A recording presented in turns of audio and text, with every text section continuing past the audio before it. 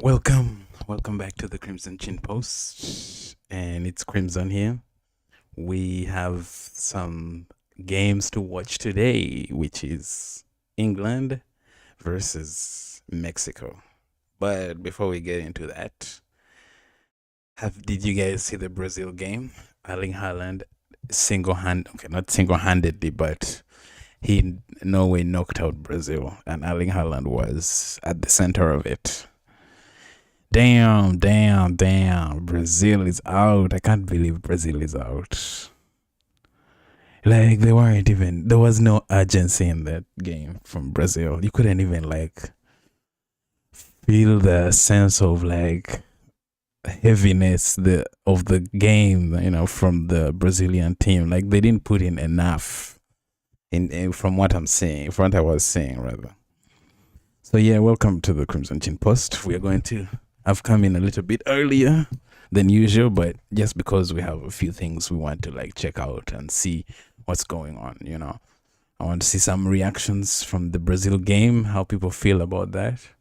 And then there is some controversy today from the US of A camp, the American camp. And this one involves politics. So let's check out what that is, what people are saying on these digital streets.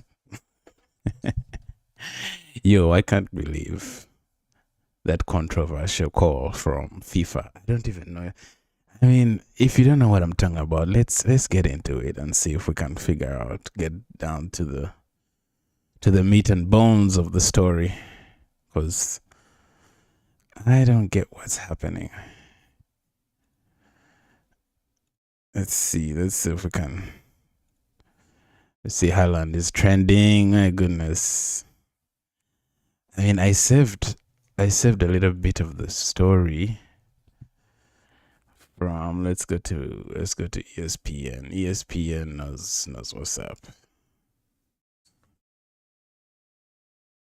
And news coming in as we go to air today that Flo Balogun will not be serving a suspension against Belgium in their game. Over the bus, they finally got confirmation when they arrived at the facility and heard that, in fact, Balogun is. All right, so following Balogun's red card ban suspended by FIFA and is available to play versus Belgium. Now, this controversial moment, let's first get to a short briefing from what the news is. Let's see, following Balogun. Apparently, he's USA's main following story. Apparently, he's one of the main attackers for USA, and he's been performing really well. So apparently, it's they had to bring him back because he got a red card.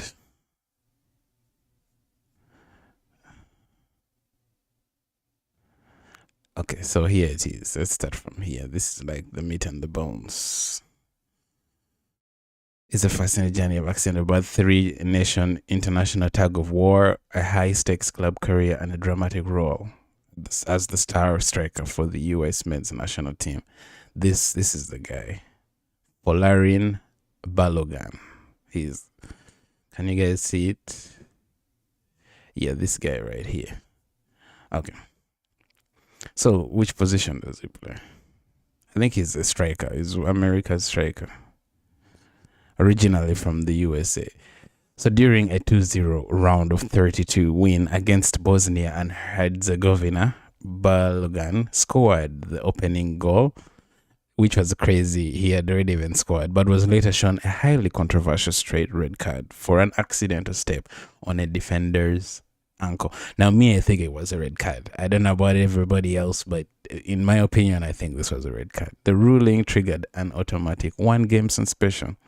Yes, so the rule is when you get a red card, you serve a 1-game suspension, or maybe 2 games or 3 games, depending on different competitions and different rules. Seemingly ruling him out of the round of 16 against Belgium. So he wasn't supposed to play Belgium. But in a stunning twist that has shocked the global soccer community, FIFA invoked Article 27 of its disciplinary code to completely suspend Balogun's match ban for a probationary year, declaring him fully eligible to face Belgium. Reports confirmed that the intervention reached the highest political levels, with the White House making a direct call to FIFA President Gianni Infantino to review the play, while the Belgian Football Association has reacted with absolute fury and astonishment over the ruling. American fans are celebrating the return of their forward. Yeah, so American fans are celebrating, obviously, understandably. But a lot of people are like, this is very controversial.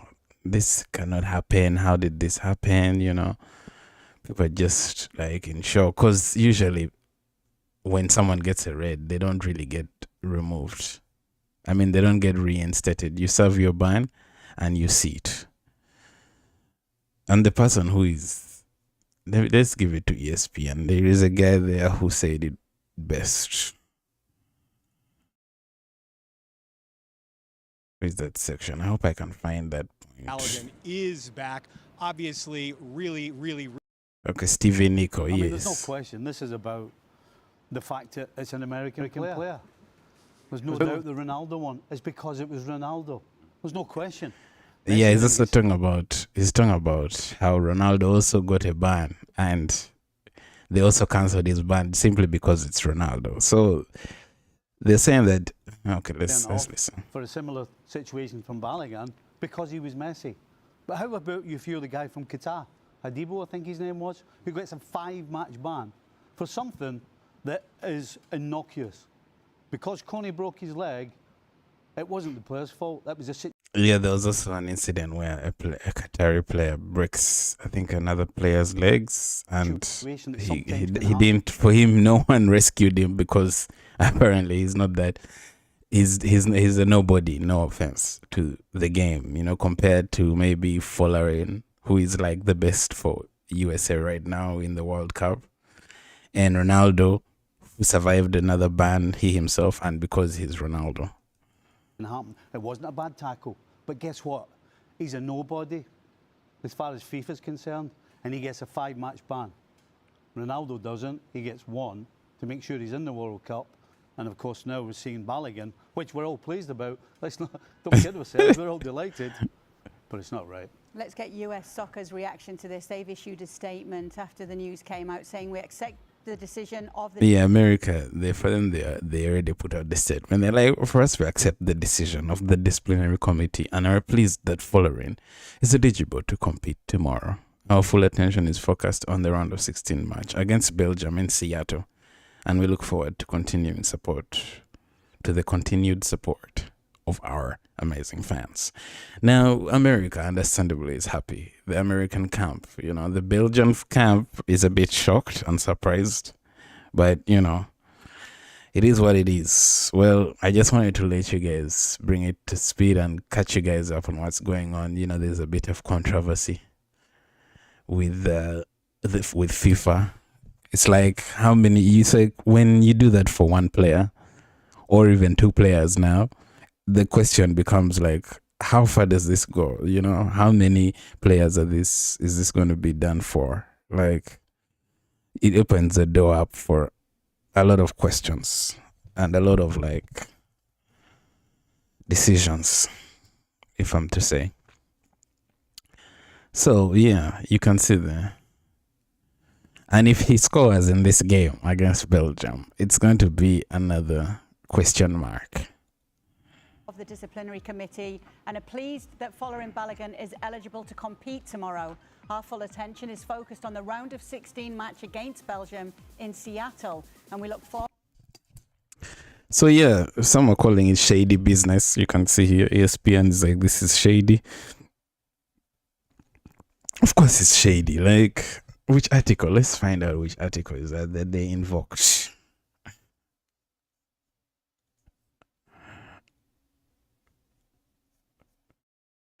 Which article did they invoke?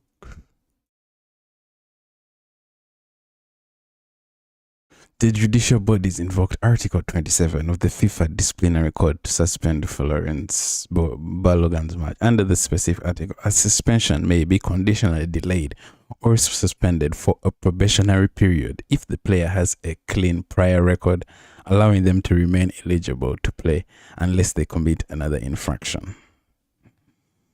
Okay. Unless, so a suspension may be conditionally delayed or suspended for a probationary period, or they pushed it to a year, I think. He doesn't serve it for another year if the player has a clean prior record, allowing them to remain eligible. Okay. All right. Let's ask it, what does this mean exactly?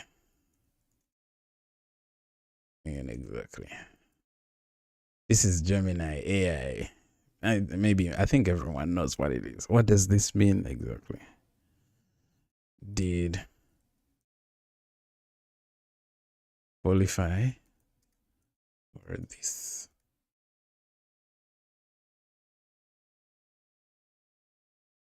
Let's see if he met the criteria. So Fullerin met the criteria for Article 27 primarily because he has had a clean disciplinary record and the infraction was deemed an accident, subjective play. I mean, let's look at the red card in question. Do you have footage of the incident? To probably pull it up for us. Oh man, just give me the video. Okay, there we go. Can you guys see it? It was, for me, it's important for me.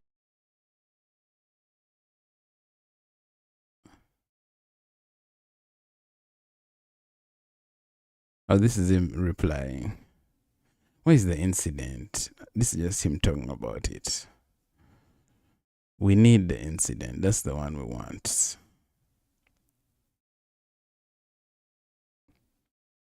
I mean, I guess I can just search. The U.S. men's national soccer team. Or it was even too violent to be replayed. Even they are not also showing it. But anyway, he steps on the player. Probably X has it. Let's try X. Following Logan. Yeah, even from the still image, this thing was very dangerous. Like, it was a red card. To me, at least, I don't know about a lot of people, but to me, I believe this was a red card. Now, the article says he could have, maybe this. It was accidental, 1000% accidental. It wasn't intentional. Maybe that's maybe what, like, you can see here. Like, that's very dangerous. It wasn't intentional, not at all. But still, one could still argue that that's a red card. In Europe, in European football, that's definitely a red card. In the Premier League, they're not wasting time, giving you time to explain yourself. So, yeah. Anyway, the game is even about to begin. We've been talking for a while, and we ended up. I didn't even get the reaction for Brazil. I can't believe Brazil is out. Guimarães. How could you do this to Brazil? You know how people are rooting for Brazil. I think Brazil is done for a while, man, for a hot minute. I don't know if the team is ever going to get back to where it used to be. Those glory days. Even Ancelotti, if Ancelotti couldn't do it. Ancelotti couldn't do it. Like, this guy was brought on to, like, change and improve Brazilian football, but I mean, he did to a certain degree, but I can't believe Brazil failed to beat. There was me. I just didn't feel Brazil. Just Norway slowed down the game, and Brazil fell for it. They shouldn't have accepted Norway to have all that possession. Look at all this possession, 66-34. Letting, at least even if they don't have possession, play super quick. Vinny Jr. He didn't express himself well enough. I mean, he did, but not to that extent where like it's getting goals and assists. Then they brought in Neymar in like the dying minutes, which was nothing, man. 4 shots on target, 5, 3 off target, blocked, 5 shots blocked, 7 fouls, 1 offside, 5 corner kicks. It wasn't even like Brazil completely dominated or Norway dominated. It was very even split. But Brazil did not capitalize on their chances. They had so many chances throughout the game. Hendrick, I can't believe Hendrick missed that chance. I mean, he's young, I guess, but Cunha was taken off. Martinelli didn't do anything for Brazil. Now they're going home, man. They blessed the plane and everything, but they're going home. Neymar was seen crying. Man, Erling Haaland really just finished England. I mean, they just finished Brazil. Mercilessly. Wake up, stop living in the past. This is not 1990s Brazil. It's finished. Getting knocked out 7-1 by Germany. Getting knocked out by Belgium and Croatia. Yeah, this generation of Brazil is like ever since like '02, it has fallen off a cliff, as the British would say. Anyway, the game has started. I'm already behind schedule. Welcome. We're gonna watch Brazil. I mean, Brazil is no longer in the competition. We're gonna watch England, Mexico at the Azteca. The Azteca is a very hard place to win, apparently. They haven't lost there. They've only lost twice in God knows how long. Word on the street. So today Hurricane is hoping to break that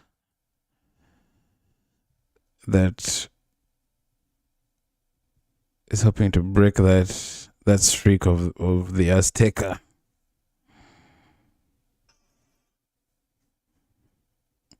I kind of saw like the weather storms at the stadium, talk of match being delayed or something.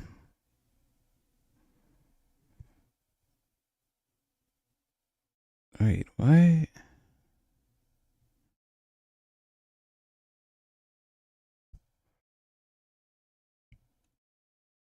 Oh, am I too early?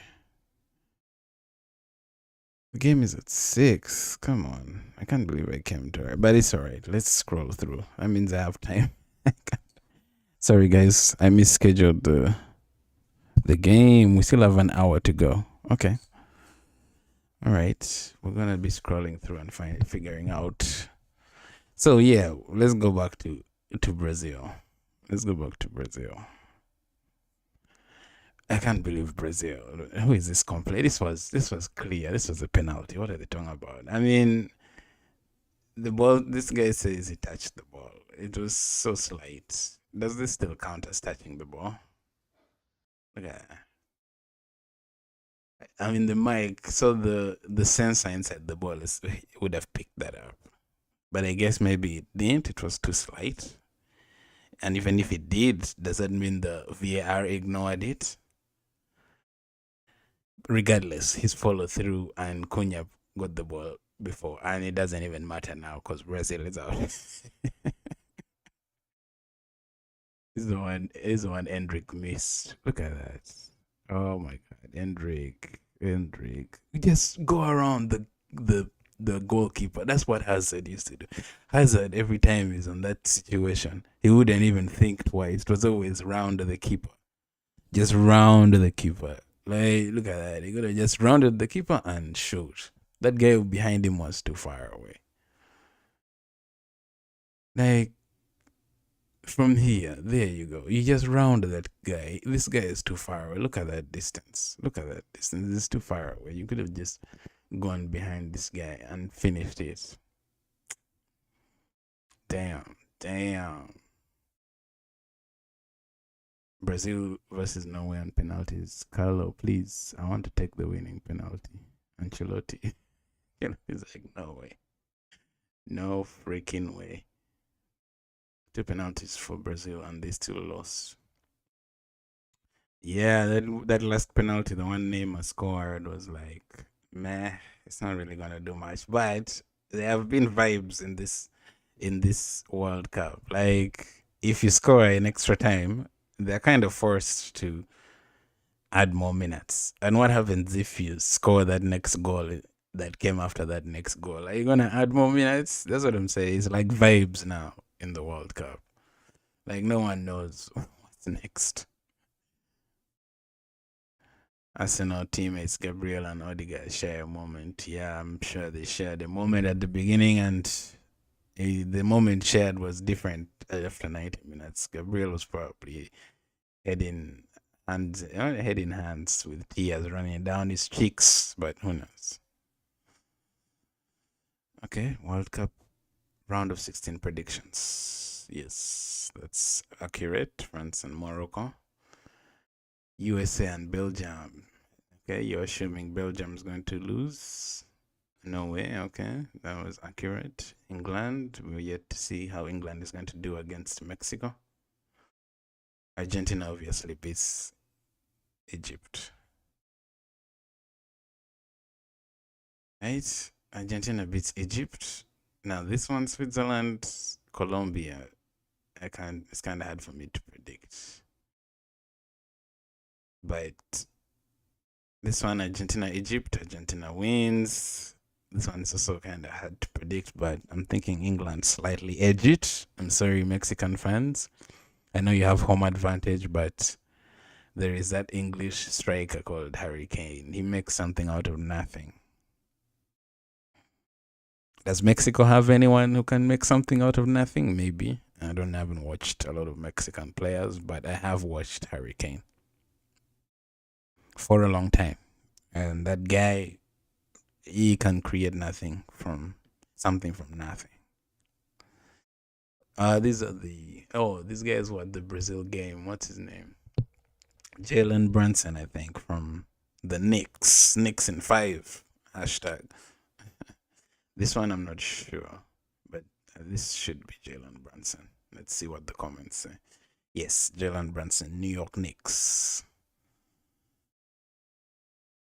Man, the Knicks really won that playoffs. It was pretty interesting to see between the Spurs and the Knicks. For those who watch basketball, yeah, Neymar cried after full time. I mean, you guys, Brazil. At a certain point, I can't blame anyone else except Brazil. These guys kind of wasted so many chances in this game. They could have beaten Norway. Not very easily, but they would have beaten Norway in this game. They could have beaten Norway in this game. Like, it wasn't like, Norway dominated us, we had no chance. If you look at the game, they could have beaten without even thinking twice. It could have gone down very differently.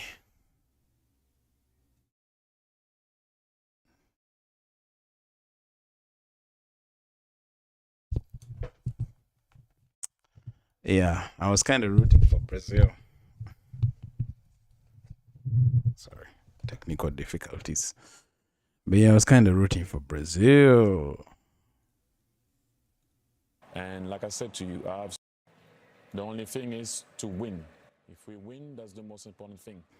Right? Henry is even telling them. And he's going to have to answer a lot of questions about his choices and how he went about it. Ancelotti has a lot of questions to answer. But it's like, man, at this point, are Brazilian fans starting to get numb? Because the downfall is really just, it's not new. It's not, this is not the first time this is happening. I mean, look at Germany. Germany, there you can be like, okay, these ones have, the house is like burning and they've just realized the house is burning. But for Brazil, it has been burning for quite some time. It has been burning for quite some time. You can't even what? You can't even be surprised that this is happening again. I mean, slightly this time you can be surprised, but you cannot say it has. You didn't have it. You didn't like expect it to a certain extent. You think João Pedro could have done something? They didn't call him, and people were upset. He could have maybe. But still, even they still had Cunha. They had Cunha, and things still didn't work out. Let's see. Neymar, of course, announces retirement from international football. I tried. I started here at MetLife Stadium and I finished here. It is now over, Neymar said after the game. His story with the Brazilian national team is over. Yeah. It's so sad, man. Everyone expected Neymar to be like the guy who brings back Brazil days, Pele. They expect him to be like, to contribute to Brazil the same way Pele contributed to Brazil. That's how high of expectations Neymar had. But it kind of did not go according to plan.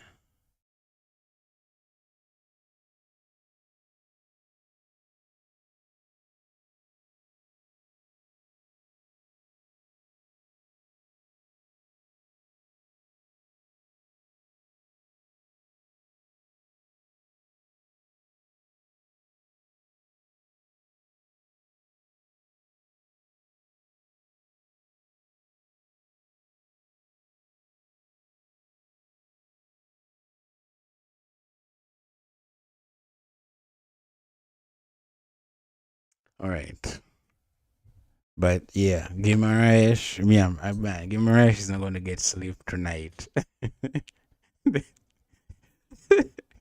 Yeah, this picture just says it all. This picture here. Guimaraes, man. I can't believe Vinny didn't take this penalty. Why wouldn't you take the penalty, Vinny Jr.? Like, why are you giving it to Guimaraes? This guy plays for Newcastle. Right? Am I mistaken? Guimaraes? Bruno.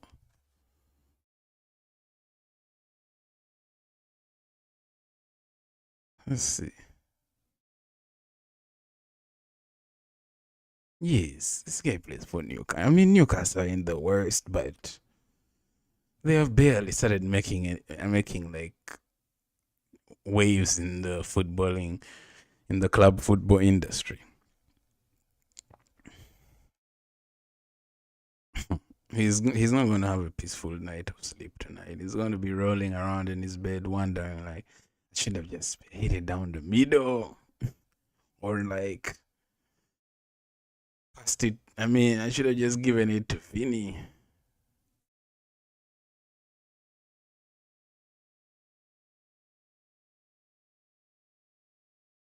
I want to believe Vinicius is trying so hard to avoid unnecessary pressure because I don't understand the reason for not taking the penalty. I mean, you couldn't have known. Maybe Bruno asked for it. Maybe he asked for the penalty, and Vinicius Jr. is not like someone who is out here trying to be on the top scorer list. Folks, the thing now is for us to focus on the elections because that's what will actually affect our lives. It just shows that Vinny is not at the same level as Neymar. I mean, Neymar would never have given that penalty out, or Cristiano Ronaldo would have never given that penalty out. There's no way. Then Haaland comes with his Vikings. Man, that second goal just killed Brazil, man. It just finished them off. And the guy didn't even like celebrate so aggressively, man. Neymar scored his penalty. Damn, Brazil. What is Zlatan saying? Zlatan gives his thoughts on Norway defeating Brazil, advancing to the quarterfinals for the first time. When Let's see the what. lion is hungry, he eats. Listen, This and his lion analogies. What's up with? I mean, Zlatan has gotten a lot of views. He has been like all over the internet, just getting clipped up left, right, and center. this Norway reminds me of Sweden World Cup '94. And let's see if they can reach as far as Sweden did. Sweden came third place, but the story is a little bit similar. Really, do you think this Norway team can go like super far? Norway,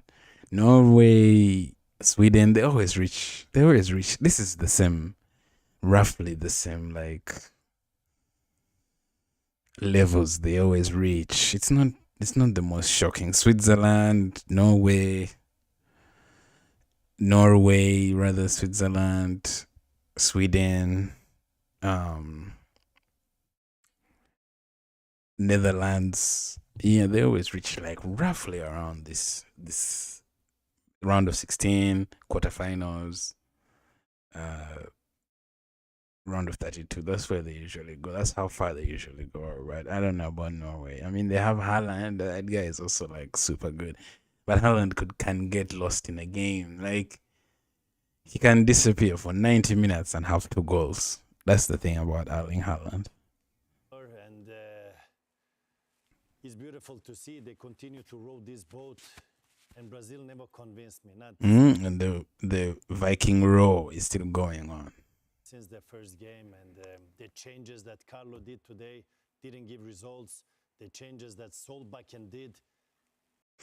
Right, the changes of Ancelotti, like, I didn't even understand. I mean, Rafinha is on the bench. You're looking at possible elimination. Throw in Rafinha. Maybe he's injured, I guess. They didn't want to risk it.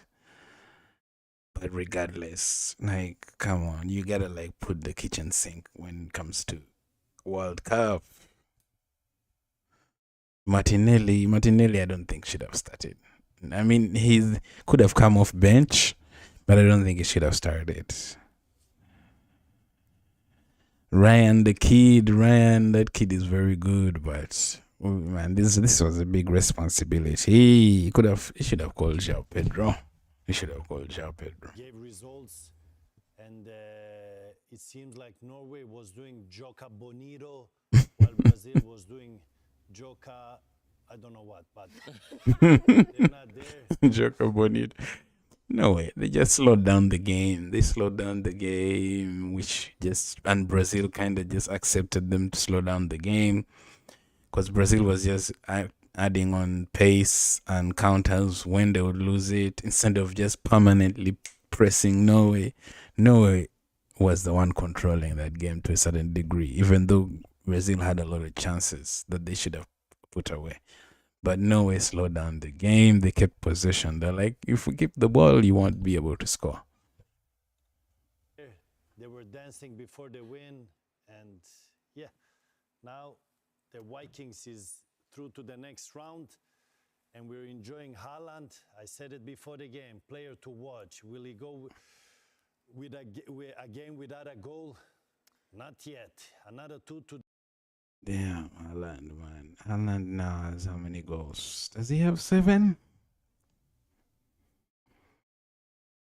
0 Champions Leagues without Messi crying. 0 Ballon d'Ors. 0 Copa America. 0 World Cups. 7 baby mamas. $50 million in gambling. Oh, come on.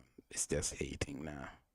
It even be a bot. Sometimes there's hate comments are bots. Brazil even tried calling the Avengers to stop Haaland. Oh, were they really at the game? I mean, I saw Tobey Maguire at the game. They're probably not real. What can the Avengers do against the Vikings? No one asking if they really were there. I saw Tobey Maguire at the game. I think, Leonardo DiCaprio. Those are the only 2. Yeah, Neymar has announced his retirement. This is a pretty reliable page, 433. They're not too bad at giving out correct information. No Brazil fairy tale ending for Neymar as he retires from international football. I tried. Now it's over. I started here. I finished here. Man, Neymar's not. He took. What was the name of that competition? Let's see Neymar's records in Brazil. He has like 2 trophies for Brazil, 1 or 2. Let's see. Is the all-time leading goal scorer in the history of Brazil men's national team, having scored 80 goals across 130 appearances. Okay, I mean, at least he broke the all-time record, surpassing Pele's official record of 77. Most assists, the highest in the history of Brazil national team, okay, 59. Most goal contributions, goals and assists, World Cup qualification top scorer with 16 goals, the most by any Brazilian player in CONMEBOL World Cup qualifiers. And Samba Gold awards. Yeah, Samba Gold awarded to the best Brazilian player playing abroad. Okay. It's not a bad word, not a bad award to have. FIFA World Cup milestone scored in 3 different World Cups. 4 World Cup tournaments. Iconic number 10. World Cup totals. Okay. Alright, he has won some stuff with Brazil. First Olympic gold. Captain and led Brazil to its first ever Olympic gold medal during the 2016 Rio Olympics. Fastest Olympic goal. Okay, he holds the record for the fastest goal in Olympic football. 15 seconds against Honduras. Confederations Cup, yes, that's the one I was thinking about. He won 2013, won the tournament's Golden Ball, while guiding Brazil to the title. And then the Centenary Mile Club milestone outside the national team is the first player to score 100 goals for 3 different clubs across 3 continents. So yeah, he won the Confederations Cup from 2013. That was his only trophy. I mean, then Olympics, but people don't really count Olympics. Even before Messi took the World Cup, they used to accuse him of not winning anything, but he had taken, I think, Olympics with Argentina. But people never used to count it. They claimed it was nothing. Let's see. Messi Olympics. Did he ever win it? Let's see. Yes, in 2008. That was way before Argentina ever took the World Cup, and people never used to count it. They were like, he has never won anything for the country. It was until he took, I think, Copa America, either Copa America or World Cup. That's when they started to count it. Started saying, okay, now you've won something with your country.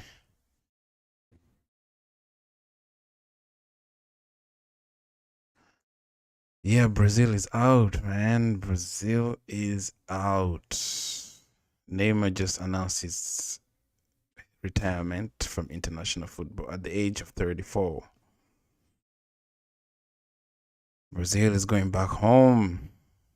Norway, I can't believe Norway is still going on. I thought Norway would be home after this.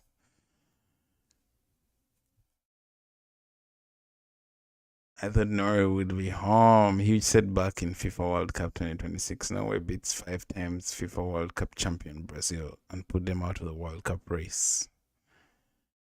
So who is remaining? Argentina and France are the 2 most expected to reach the final and try to actually win it. England is remaining. Mexico is still in it. Portugal, Spain. This is going to be another crazy game. Portugal, Spain is going to be crazy. I don't know how they're going to keep up, but it's going to be a tricky game for sure.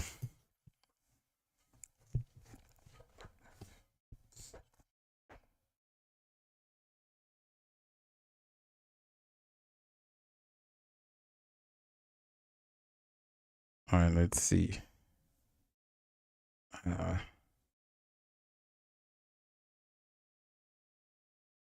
Brazil lost to Norway. Welcome to lose. How did it feel to be a? Come on, it's a hate comment. Some of these hate comments are bots. Yeah, now Erling Haaland has 7, and this is his first World Cup. Ronaldo, all the World Cups he has been to are 7 in total, and then for Erling Haaland, it's just in one World Cup. That's crazy. That's crazy. Ronaldo, this is like the one competition Ronaldo's had bad luck in. He has played very well in all the competitions he has been in, except World Cup. He doesn't have any records there except maybe playing like one of the most World Cups and a few other records possibly, but nowhere near Messi. So Erling Haaland also has 7 goals. 2-1. He scored 2 goals, and Neymar had scored like 1 goal for Brazil. Guimaraes missed the penalty, man. Guimaraes. Brazil was barbecue chicken for Ireland. Yeah, I cannot believe Brazil is out. I'm still in shock. No way. Norwegians are just having a blast.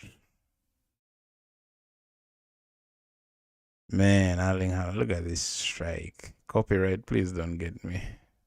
But it was really accurate. You couldn't just.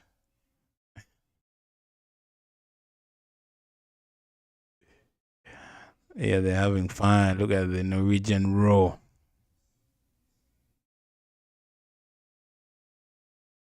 He wanted to take his shirt off, but he said, no, let's keep it on. Yeah, that's Brazil. Now let's go to England. Let's see the starting lineups, if they've even come out yet. Okay, let's shift focus. All right, BRB guys, let me first take a break. I'll be right back.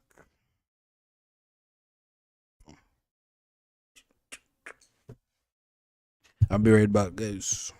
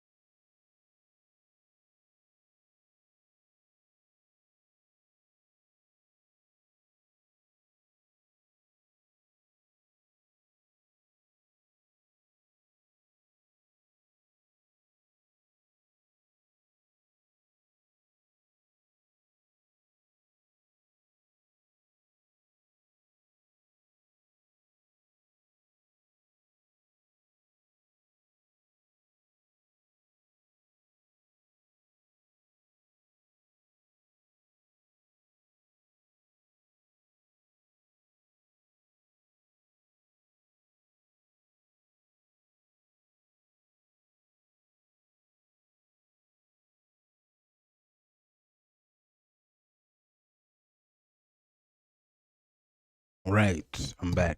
I'm back. I'm back. Yeah, so we still got about 30 minutes to the game. We can keep scrolling around, looking at the starting 11, maybe understanding what Thomas Tuchel is thinking, or checking out Mexico's form. Man, Mexico's been on fire this World Cup. Win against South Africa. Win against Korea, South Korea. Win against Czech Republic. Win against Ecuador. Even England win against Croatia. Ghana is a draw. Panama win. Cote d'Ivoire win. So even like in the past 4 games, Mexico has a much better record than England. England, you're not looking too favorable right now, but you still have the better players, relatively speaking. So England has Pickford, Konsa, Gehi, O'Reilly, Anderson, Rice, Saka, Bellingham, Anthony Gordon, Hurricane. So the wingers have been changed. It was originally Mad Shaky, Noni Mad Shaky. He has been benched. Who else has been benched? It was Madweke and there's another person. Where Anthony Gordon is. Who else? Rashford, yes. Rashford has also sat down. Who's this Spence? Is it the same as Jed Spence? Jed Spence has sat down also.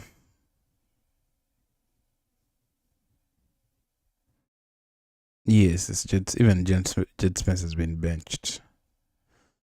So Kwanzaa is in defense with Kwanzaa, Gehi, and O'Reilly. Yeah, the original right back got injured. Who was it?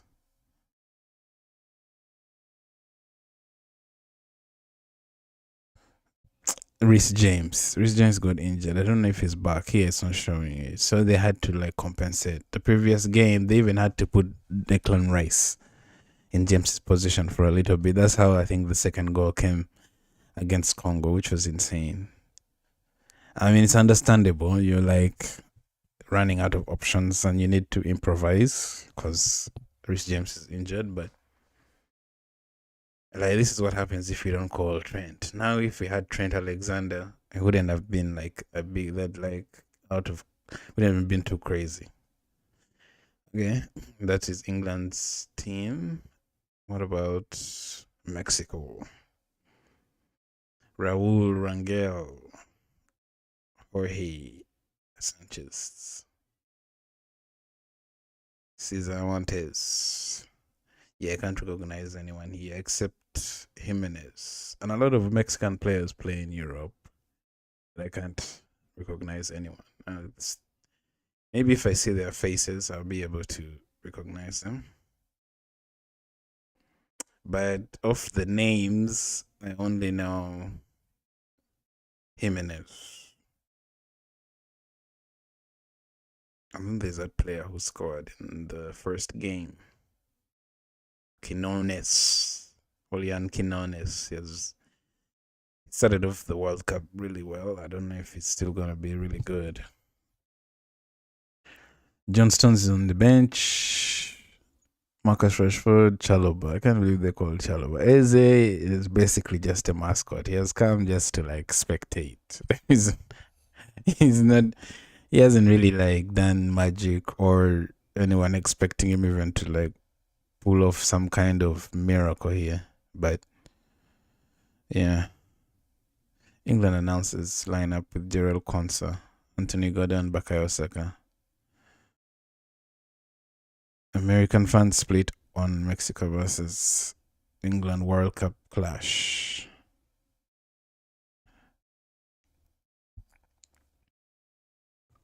England's lineup for the FIFA World Cup round of 16 match against Mexico at Estadio Azteca includes Gerald Quansah starting at right back after recovering from injury, Anthony Gordon replacing Marcus Rashford on the wing, and Bukayo Saka and Declan Rice also starting under Thomas Tuchel. Reports from David Onsen and other confirm the team selection, with Jed Spence doubtful due to injury. Jed Spence is also injured. It's like the worst time to get injured. The worst time to get injured. It is insane.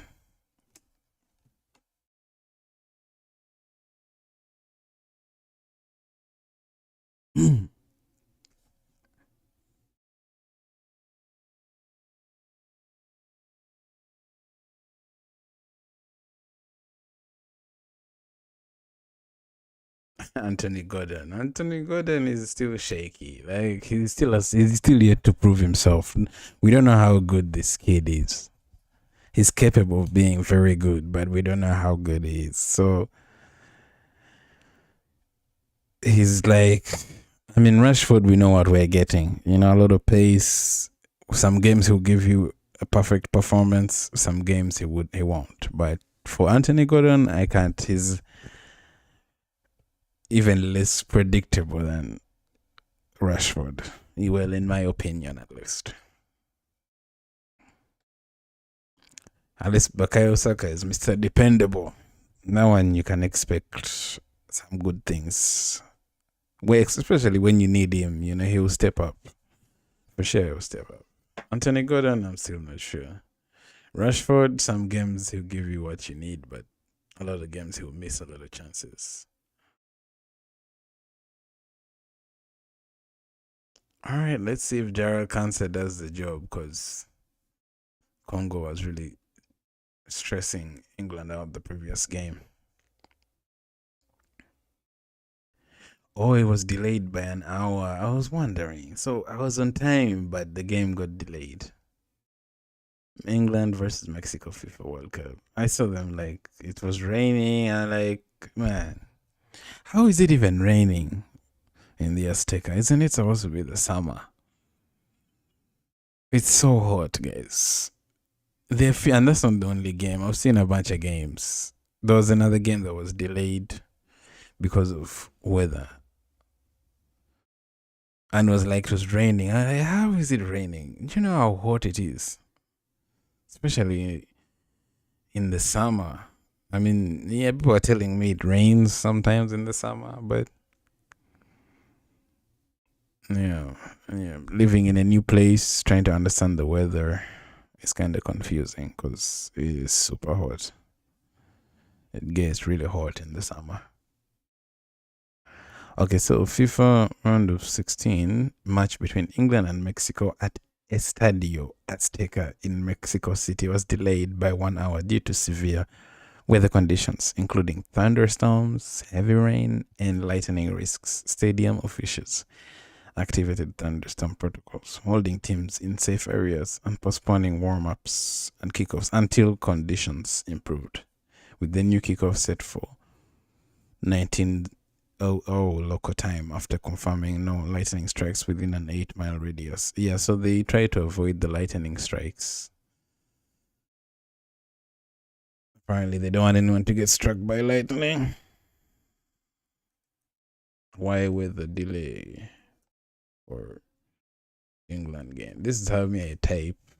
I talk to ChatGPT. I don't type correct English because it doesn't need correct English, so it's much faster. Don't try it, guys. Type correct English if you're using ChatGPT. It's just me who types it like that when I want to go super quick. Due to a severe thunderstorm, heavy rain, and nearby lightning strikes. Yeah, I checked the live feed and some guy was even selling raincoats while it was raining. I'm like, welcome to capitalism. Yeah, people are there waiting for the game outside the stadium. When you check some live feeds, and some few guys are capitalizing. Everyone is in raincoats. It's kind of raining, but it's not too heavy. but heavy enough for someone to actually sell raincoats. I'm sure he sold and got a few dollars for his effort. They're probably in Mexico. What's the Mexican currency? And severe weather lashed the stadium starting in the afternoon, triggering FIFA's official electrical storm protocol. Under safety rules coordinated within the National Oceanic and Atmospheric Administration, any lightning detected within an 8-mile radius requires an automatic freeze on pre-match activity and a delay to ensure player and fan safety. So it was meant to kick off at 6. Now it's going to be 7 p.m. I thought I had just said it early. But yeah, it's the weather.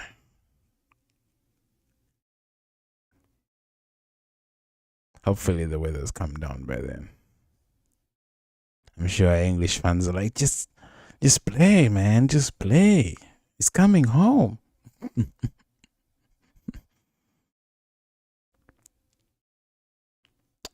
Yeah.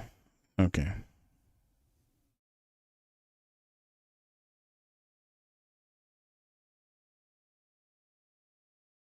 Yeah, it has been delayed. Hopefully it doesn't get delayed even more. Declan Rice. Let's see what you do. We need a free kick. We need one of those classic free kicks like you did Real Madrid. Yeah, you see, it's kind of like it's raining. Like, that's what I'm saying. That's what I mean. Everyone is out with their coats. People out with umbrellas and coats. It's not too heavy. Okay. So the bus is pulling up for the game.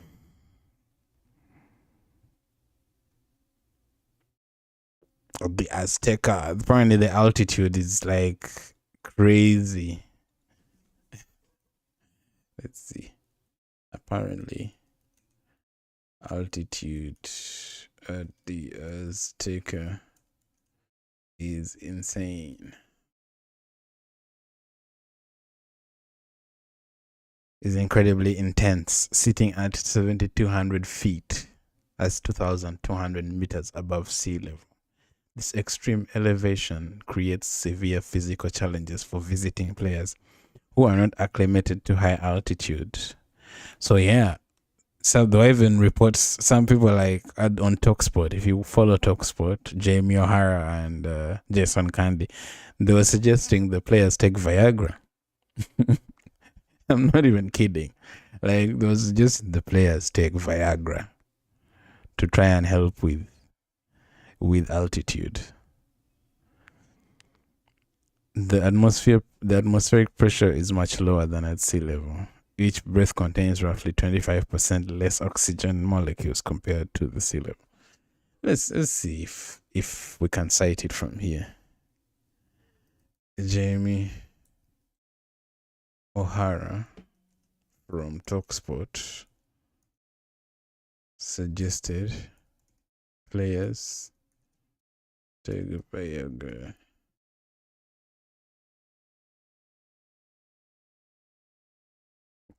Apparently it helps with something. Yes, Jimmy O'Hara and co-host Jason Candy did discuss England players using Viagra during a TalkSport Sports Bar broadcast.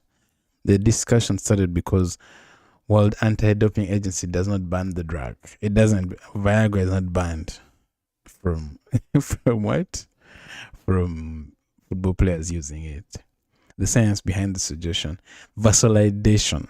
The Viagra dilutes blood vessels, which helps lower lung blood pressure.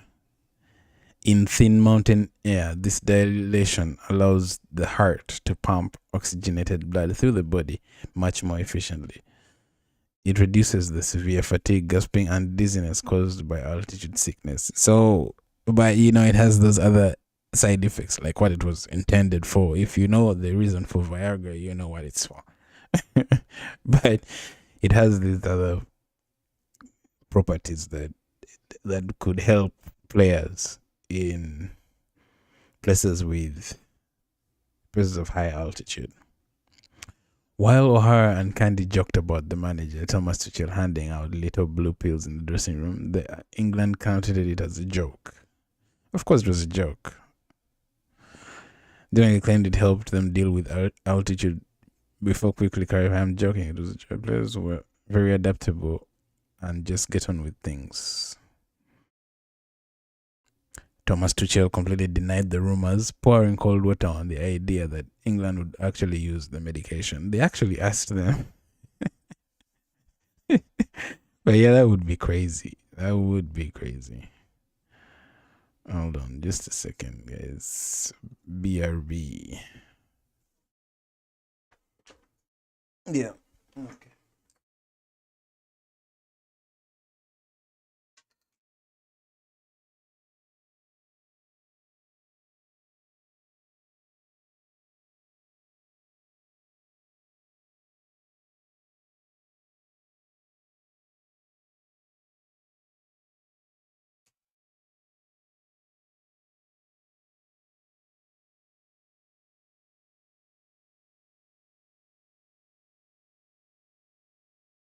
Yeah, there you have it.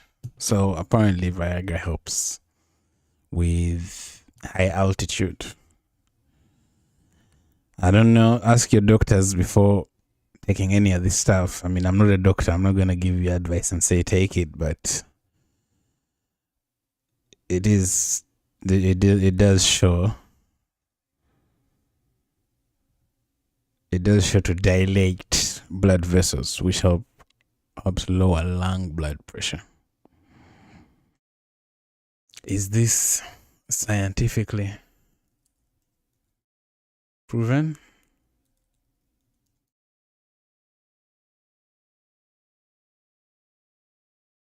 Yes, the science is proven, but it only works for some people. Also, there's some nuance. Multiple peer-reviewed clinical studies confirm that Viagra can significantly improve athletic endurance at high altitudes. And it's not banned.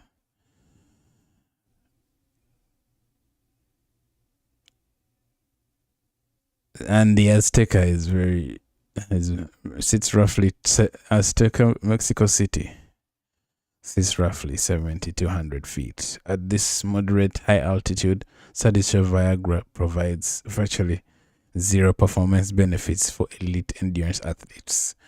Giving the drug to an entire squad could backfire, as it commonly causes side effects like headaches, dizziness, and flashing.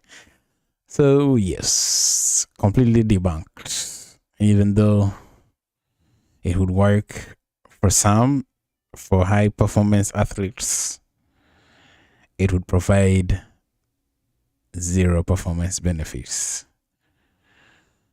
So I guess that's that. Yeah, but that was a crazy one. Okay, what's going on? Mexican fans spray the England team bus with foam as it arrives at the Azteca. Do they really? You know, Brazil tried to bless their car. Oh, I see. Yeah, I see them spraying stuff. That's crazy. Brazil blessed their plane before they left, but it didn't help. Apparently, it didn't help. Erling Haaland did not accept Brazil to win.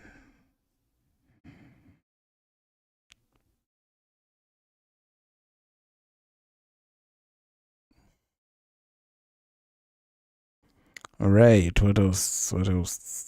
So I saw some different headlines.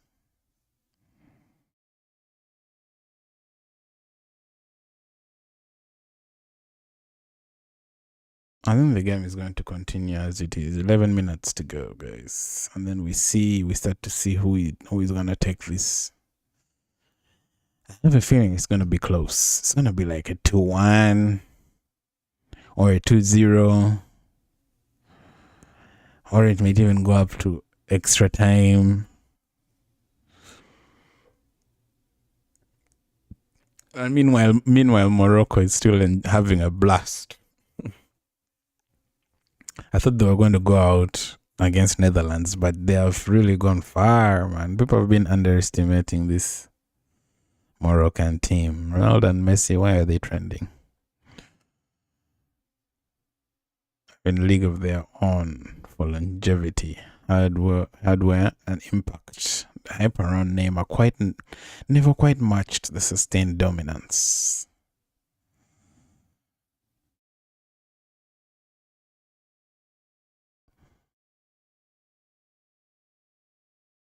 Erling Haaland is man of the match against Brazil. Yeah, deservedly so. He's the man of the match. Yeah, Brazil is out, guys. Best believe it. It's time to accept that Brazil is not the Brazil of old, you know. What is this person saying? Been watching soccer for the first time recently. I'm not gonna lie, it's actually really cool. Yeah, I'm sad for you if you just started, because there's been a bunch of interesting things that have gone on in the world of soccer or football. The pace, the movement of the ball, and the crowd atmosphere all hit different. Definitely see why people are so locked in on it.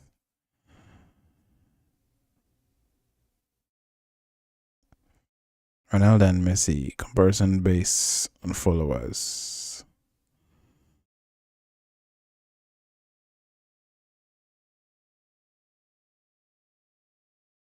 Erling Haaland already posted. Well. I guess everyone expected Brazil to be the ones to come out on top, but the Vikings had other ideas.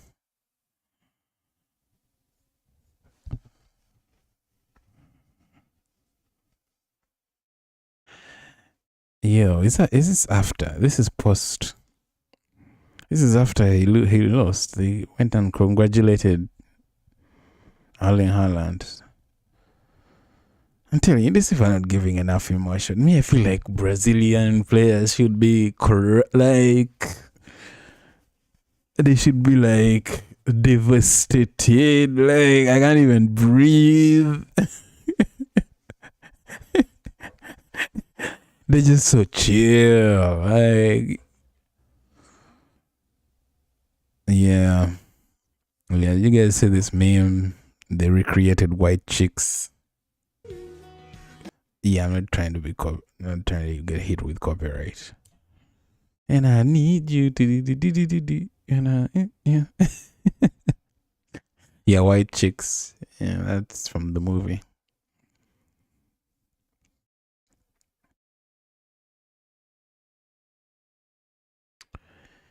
Maybe you change his character and focus more on the field. Who knows? Who knows what's going through Vini's mind right now? These Brazilian players you just don't get the feeling that they're not putting in enough. Like, they should be putting in a little bit more. Because Vini, like, he's going to go back to Madrid. You think he's going to, like, be crying for too long? No, he has, like, trophies to win with Madrid. Champions League, probably he's trying to think of another one. Mbappe is trying to get his first.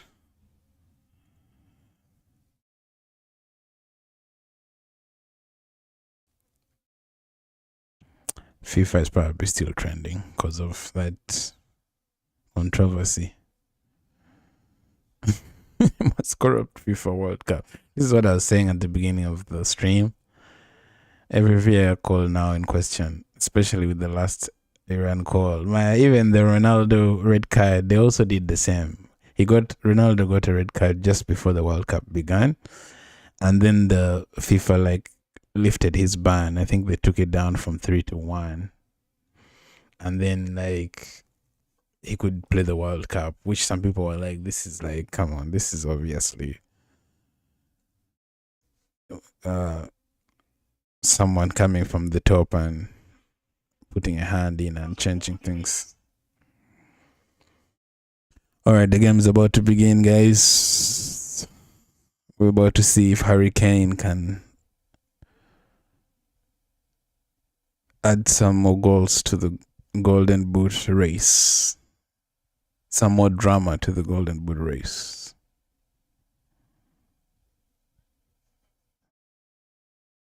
England. I mean, English fans get overly excited. Seeing them crash out is not like the worst. In football, guys, strictly football. We don't promote hate outside football.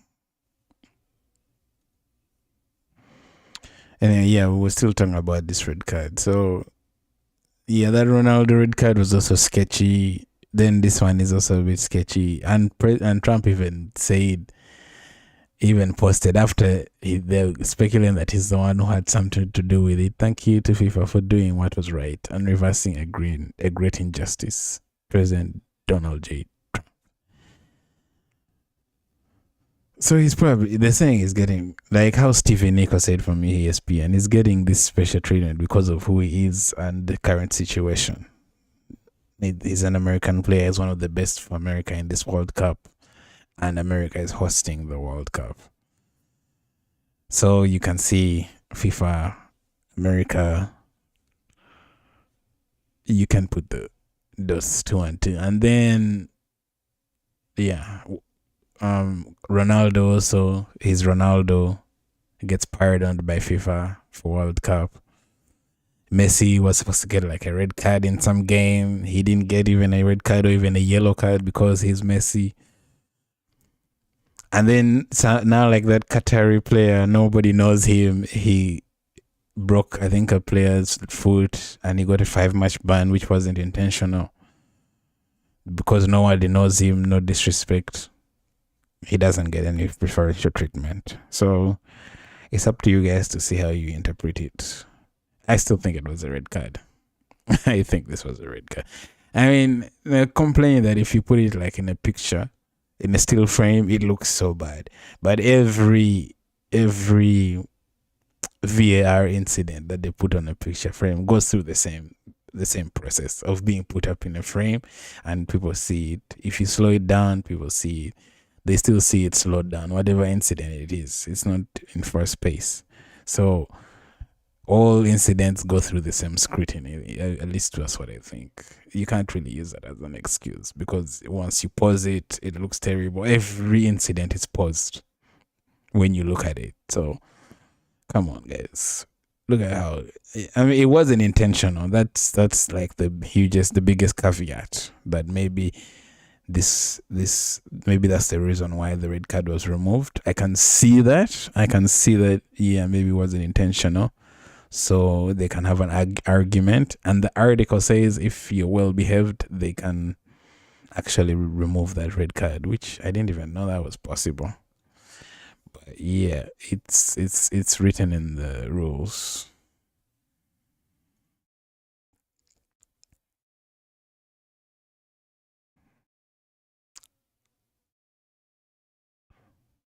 Apparently, yeah, you see following Balogun qualified, met the criteria for Article 27, primarily because he had a clean disciplinary record and the infraction was deemed accidental, subjective play. And the ban is delayed, not erased. His red card was not overturned or rescinded. The 1-game suspension still exists, but FIFA has put it on hold for a 1-year probationary period. So even they haven't even taken the ban away. It's kind of preferential, but it's not like the ban has been removed. It has just been put on hold. Yeah, he's free to play immediately against Belgium. However, if he receives another straight red card for a similar serious foul within the next year, the probation is broken. He would then have to serve his current 1-game ban plus whatever new penalty he earns. Okay, so it's more like, because this is debatable, we're not going to remove it, but we're going to put you on probation. We're going to watch you and see if you make any mistakes. Okay, I can see how that can be changed. But regardless, though, people are going to think what they think when they see that, oh, this guy was actually, his ban was suspended. And then they see like that Qatari player who broke someone's leg, and Let's see if AI can find it. What about the Qatari player broke leg accidentally?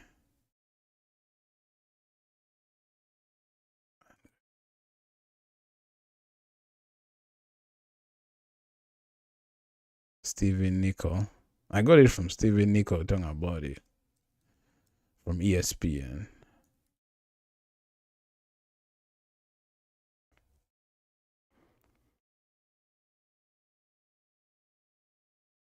A double standard, yes, in FIFA's disciplinary actions, contrasting Florence overturned suspension with the 5-match ban imposed on Qatari's Asim Madibo for a similar accidental challenge that broke an opponent's leg. Argued that FIFA prioritizes political clout and tournament viewership over consistent rule application, suggesting Balogun's reprieve was influenced by his status as a key player for a host nation, while Madibo's harsher penalty was not. So yeah, someone can even look at it as preferential treatment. Anyway, the game is be starting.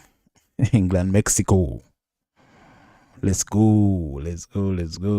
Hurricane, what are you gonna do today? Has it started? I think it has. I do believe it might have started.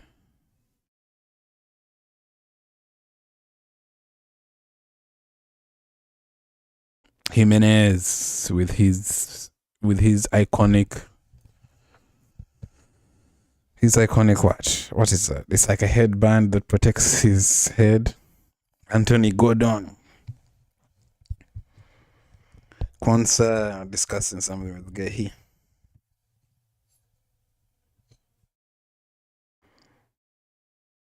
Alright, looks like the weather has settled. It's not even too hot, so English players should be used to this kind of weather where it's cold.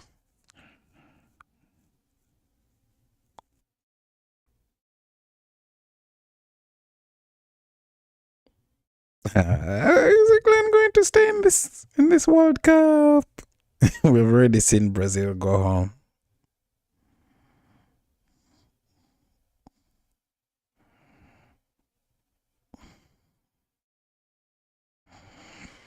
Okay, England go long.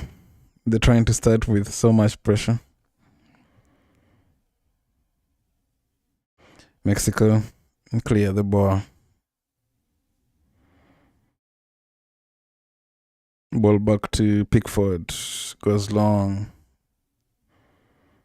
Oh, you almost found someone on the left. On the right, rather.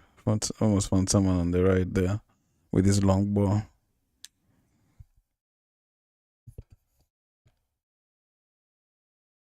Pickford had people's names on the high boot by Declan Rice. On someone's head, yellow card already. Declan Rice is on a yellow. That's crazy. In the first few minutes. Yo, do you know what it means to have your defensive midfielder on a yellow card? He can't lunge in anyhow now. He has to be extra cautious for the whole game. Another player may have to compensate for his yellow card and be more aggressive than him. He can't be aggressive now.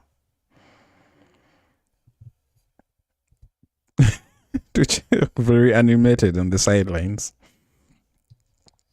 Yo, but that's dangerous. It's a high boot by Declan Rice.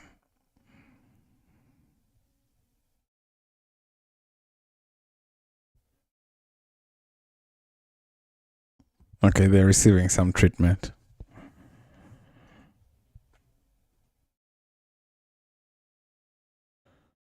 Now Rice has to be cautious. He can't just lunge in on any challenge now. He has to the whole game, and it's just 2 minutes in.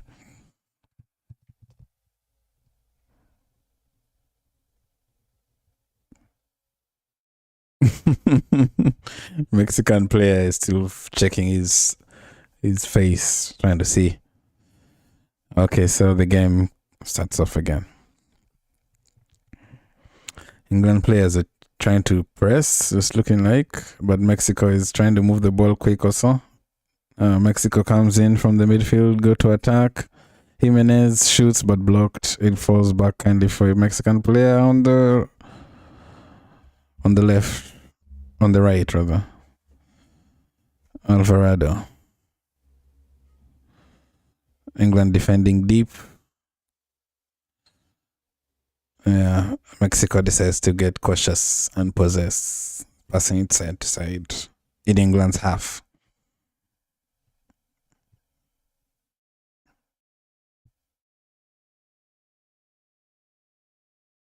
This Mexican player trying to dribble through the English defense, but they blocked foul.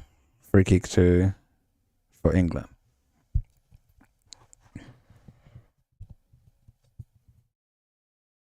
Yeah, Mexico is trying to be aggressive, starting the game aggressive. Okay, trying to press England. All right.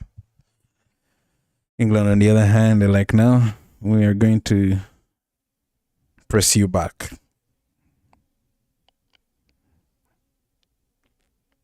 They're probably not taking this game for granted after seeing Brazil. Pickford goes long. Rice wins it deep in Mexico's half and pass it to Saka. Ball goes out. Throw in for France. I mean for Mexico. Got me thinking about France.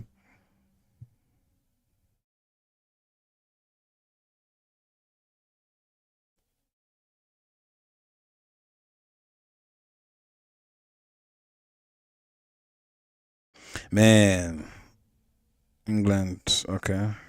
50-50s in the middle of the pitch, but English player kicks it out, throw in for Mexico.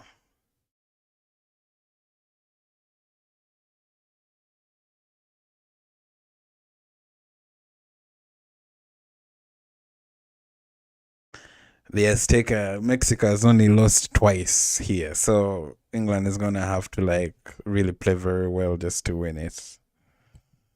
I think they'll sneak in the win. I have a feeling England might sneak in the win just because they have extra quality that Mexico doesn't have, i.e. Harry Kane, but apart from that, Mexico has home advantage. Okay, here comes Mexico trying to spread it into the box, but intercepted. Bellingham closed down super quickly. England trying to counter press, but they're closed down super quickly, and referee blows for free kick to England. And England tried to take the free kick quickly, and Mexico was still like, hell no.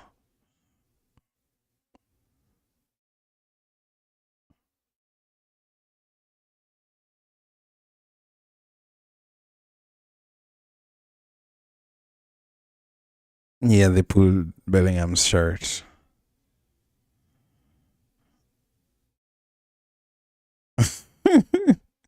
Mexican player just decides to grab the ball with his hands. That's crazy.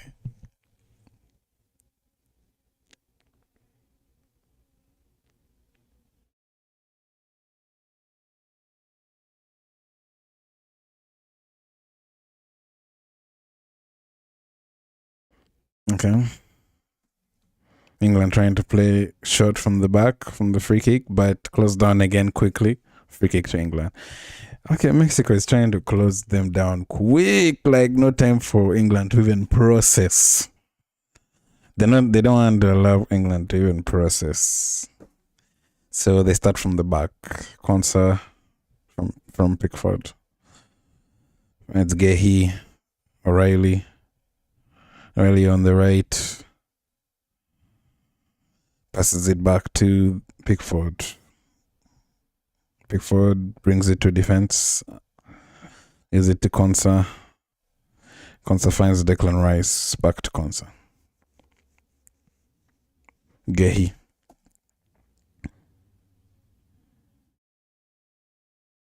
Gehi to Konsa. Konsa to Rice.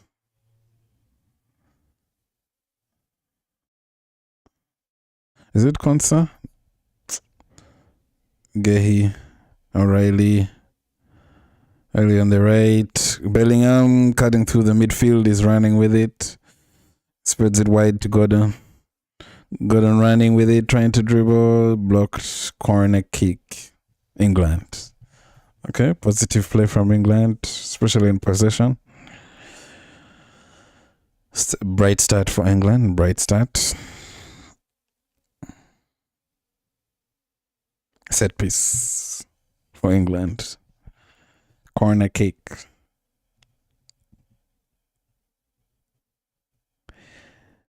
Yeah, the atmosphere is intense. It's buzzing, I'm sure. Mexico has so much home advantage. It's going to really test the character of these English players for them to be able to pull this off. Declan Rice goes short with Bukayo Saka. Bukayo Saka sends the ball in, it goes over everyone's head.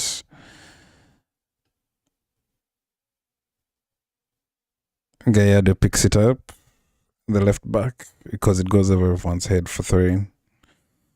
Quinones deep, trying to support. Mexican defender goes long, but back into the hands of the English defense. Gehi looking for someone to give it to. Finds Anderson. Anderson trying to spread it wide on the right side for Saka. Saka sends it back, is closed down, gives it back to Konsa. Konsa gives it to Gehi. Gehi looking for someone, gives it back to Konsa.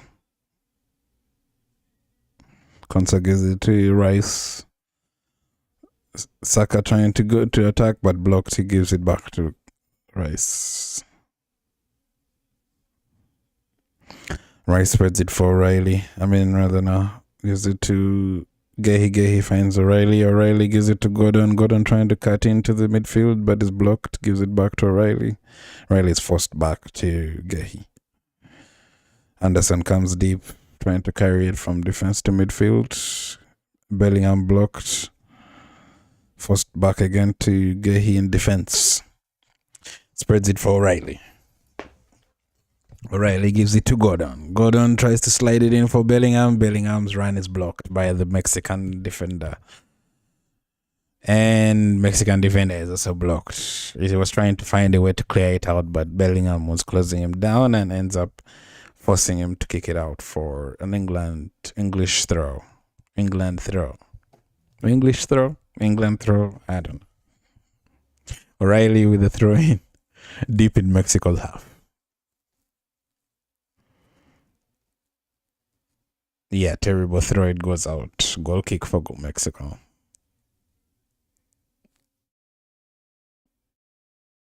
Thomas Tuchel. Thomas Tuchel has been so animated this World Cup. Yeah, there's a bunch of legends in the game, in the stadium watching, but I don't know any of them. Oh, the Mexican goalkeeper was trying to be, he kind of delayed to release the ball. Almost made a mistake in defense. But anyway, Mexico carried the ball to attack.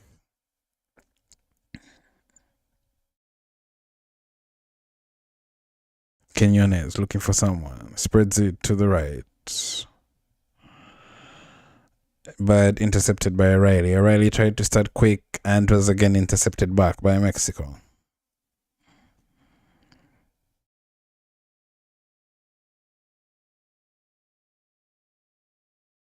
Yeah, the wingers come inside. The Mexican wingers, they come in a little bit, and the fullbacks overlap to provide support, when they're attacking.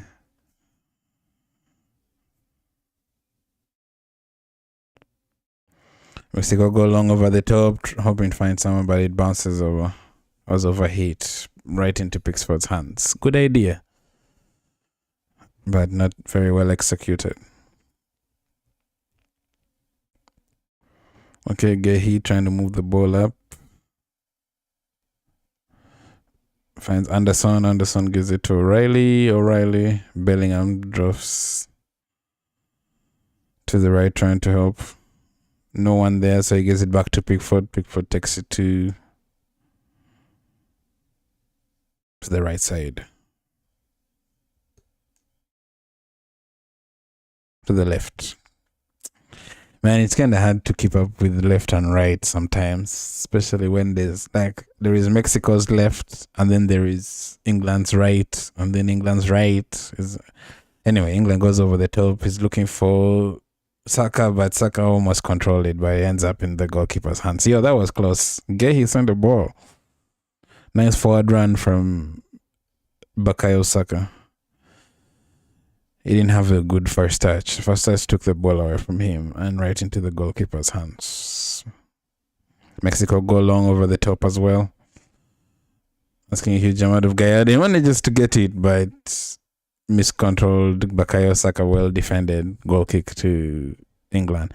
But that was a nice ball over the top for Gallardo. Maybe he has a case. He was arguing that he should have gotten the corner kick. They've given it as a goal kick. They probably should change that. But with VAR nowadays, you can't even tell.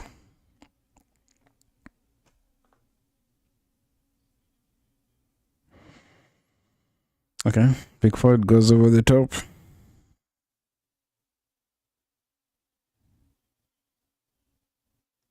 Okay, 50-50 in the midfield.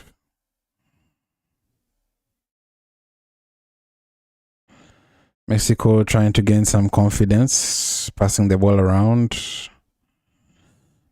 Ball almost stolen from him by Anthony Gordon, but they managed to maintain possession.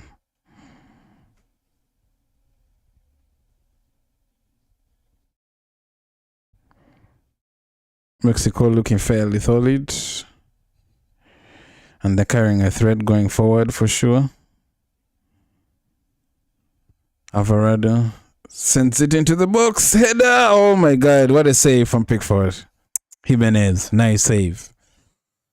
Pinpoint from Raul Jimenez. It was going in, but Pickford saves it. It gets low quickly. Yo, nice diving header. Brilliant header, brilliant save. What? 0-0, still 0-0.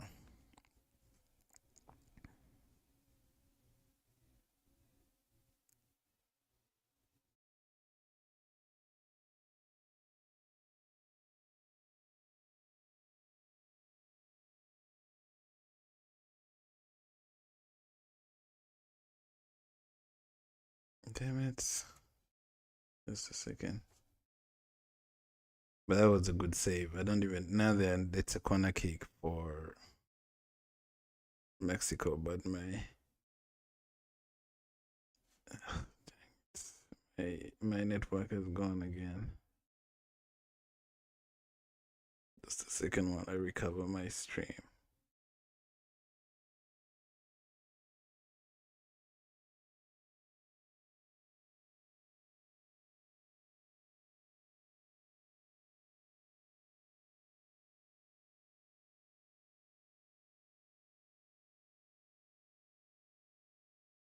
England, they're already pressing. So he didn't go in. So Mexico come back again. They're passing from the back.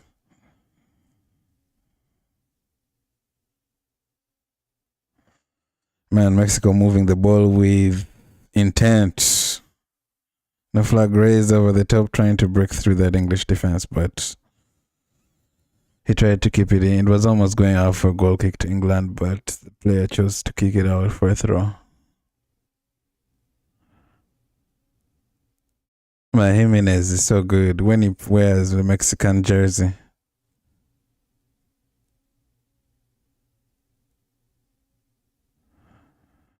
And he plays for Fulham, which is not like the biggest club in terms of like the big six in England. Don't get me wrong, but Bellingham failed expecting the free kick from the referee, but it wasn't coming. But eventually one of them wins the free kick for England. Mexico is pushing England. Hey, they're showing signs of, we don't fear you. We're not going to like just stand back and let you attack us anyhow. We're also going to come at you and create chances and try to actually win the game.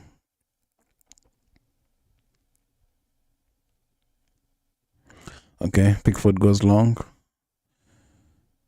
Mexican defender wins it, but gives it back to the English player Anderson. Anderson tries to drive it in, throw in, ball taken out, throw in. They take the throw in, and Konsa has the ball in defense. He's looking for someone. I think that's Bellingham dropping deep. Gives it to Anderson, but it's closed down quick, and Mexico tried to counter. They're coming quicker, but English players drop back into shape. Okay. Quinones on the right. Passes it, gets it back. 1-2 with the Mexican player, tries to finesse it, but blocked. Blocked by Rice. 17-year-old Gilberto Mora. There's a 17-year-old playing for Mexico. That's crazy.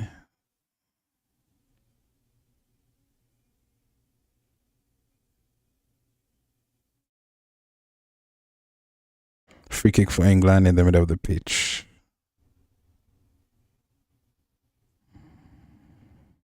Yeah, he kind of manhandled Bellingham in the midfield.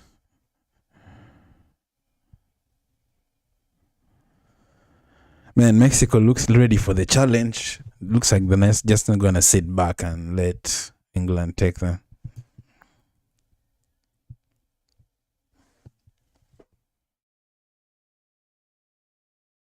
So England has managed to keep them quiet for 20 minutes. A few attempts though. I mean, the one golden attempt. So Pickford comes from the back, gives it to Gehi. Gehi to Anthony Gordon. On the right side, Anthony Gordon trying to run through, runs with the ball, tries to cut it back, but blocked. Corner kick. Yeah, that's just the right. Okay. Okay, Anthony Gordon is looking hungry. He has run with the ball, has made a positive run, tried to cut it back, but his cutback was blocked. Corner kick to England.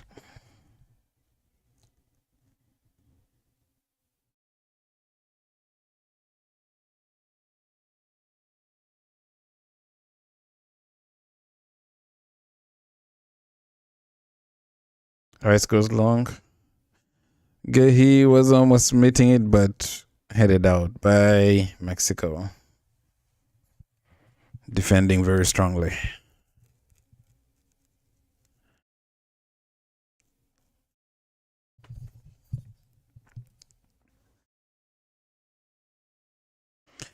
And the Mexican defense is very good ever since the World Cup began.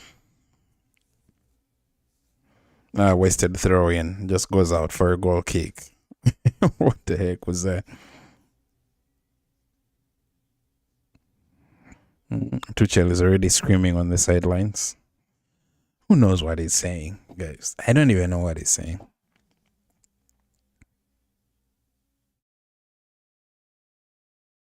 Oh, he's probably complaining about the throwing. So Mexico goes short to the defender, and then the defender goes long, but intercepted, headed back to midfield. Bellingham tries to collect possession, but is blocked by the Mexican midfielder. Mexico is closing down any path of Bellingham anyhow. Yeah, especially Bellingham, and he hasn't had any space to express himself. Mexico, on the other hand, are moving the ball around with intent, caution, and they're positive. In the midfield, it hits the goalkeeper. It hits the referee as they're trying to move. And it's hydration break. So 20 minutes in, and it's still pretty even. Mexico is definitely showing some promise. It's still 0-0. For sure, Mexico is not afraid to attack England. England is like still feeling out the game, trying to figure out how they're gonna go by it. But it looks like it's gonna be an interesting, even game. Let's see what people are talking about. Ah, damn it. This is what I'm looking for. What are people talking about during halftime? Are they still crying about Brazil?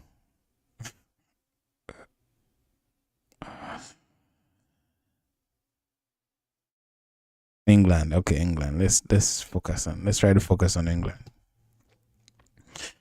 Shared drones at England's hotel. Is this true? Come on. Because that would be messed up. That can't be true. Surely. England's going home 12. You really think they're going to score 12 against England? Come on. Says 99% agree Balogun's red card was unfair. Balogun's red card was unfair. It's not unfair. It's debatable. Me, I think it was a red card.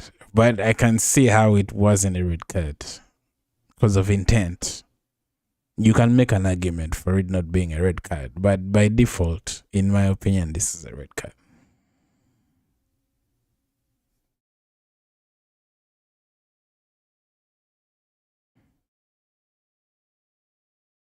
What else are people talking about? England. Height above sea level. Yes, this is what we covered earlier. Azteca Stadium. Look at how far it is. Everest is not even as high as this one. Is it? If Mount Everest is the highest mountain in the world, what landmass is the Azteca built upon? Or does it float in midair? Right? Someone probably answered it. Everest is above sea level by 29,000. Azteca 72 above sea level. Commercial LIT cruises around. So still higher. Azteca Stadium. Okay. The joke passed over someone's head. I mean, I could have also passed over my head. Hydration break is almost done. Hydration break now. Tonight's an oxygen break. Like for real, we're laughing now, but it could be an oxygen break. Let's hope they're all able to perform with this high altitude. All right, 0-0. Hydration break over.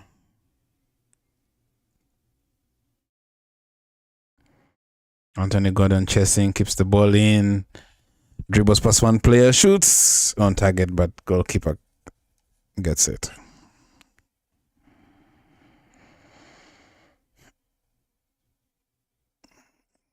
Yeah, Pickford sent it long, found Anthony Gordon. He managed just to keep it in, dribbles past one, but shoots on target, but not strong enough. Oh, what's going on here? Ball goes over the top. Concern Jimenez battle a little bit. They didn't even get the ball, and Jimenez is punished. Free kick to England.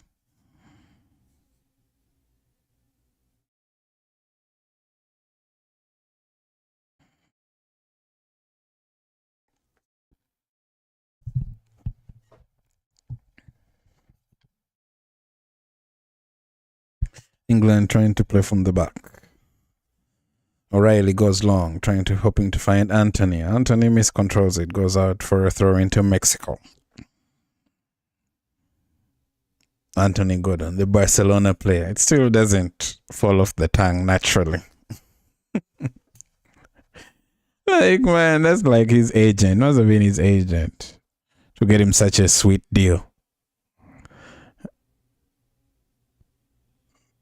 Okay, there's a 50-50 in the midfield. England managed to come out on top. Declan Rice gives it to Konsa.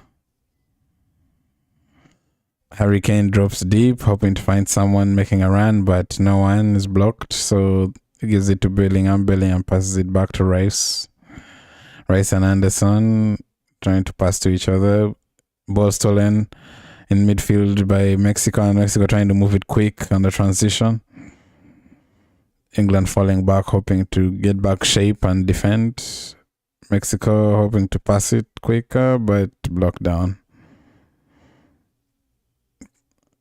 Mexico in attack, blocked. Bellingham manages to win the ball back and trying to carry it through midfield. He's also gets the ball taken from his foot. And Mexico come in trying to attack, but overhit pass. Goal kick for England.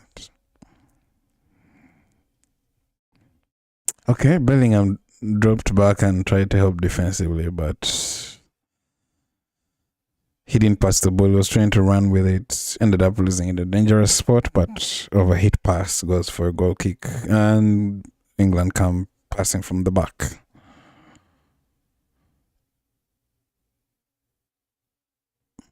Mexico closing down quickly, especially in the midfield. They're not giving England time to breathe. Bellingham is seated on the floor. Is he injured?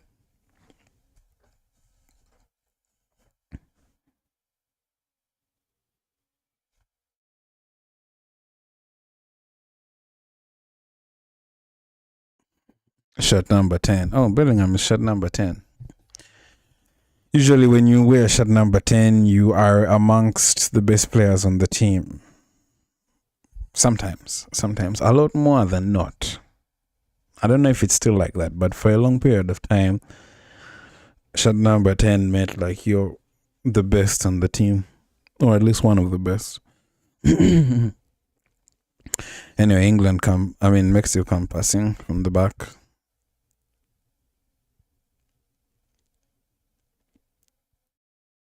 They go long over the top to attack. Oh, Saka miscontrols and slid. Ball out for a throw in Mexico. They take the throw in.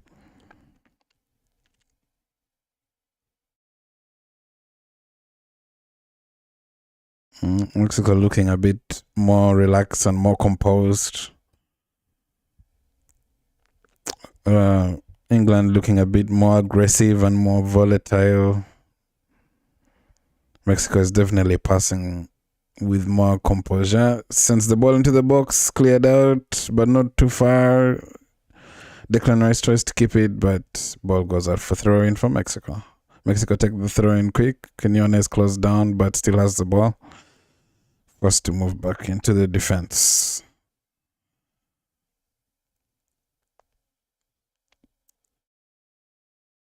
Oh, Mexico, a nice turn.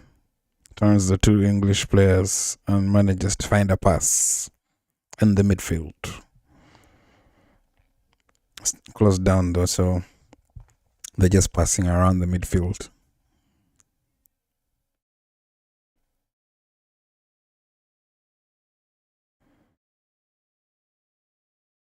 Still closed down, so they keep passing back and forth in the midfield. Something building for Mexico. They're pushing to the attack. Blocked. Declan Rice hits it long, hoping to find Harry Kane, who drives it ahead, but no, it's blocked and comes back to Quinones. Quinones spreads it. Shoots. Mexican player shoots, but off target.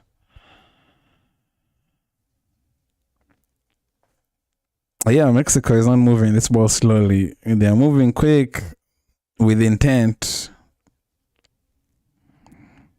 But England is keeping their shape regardless.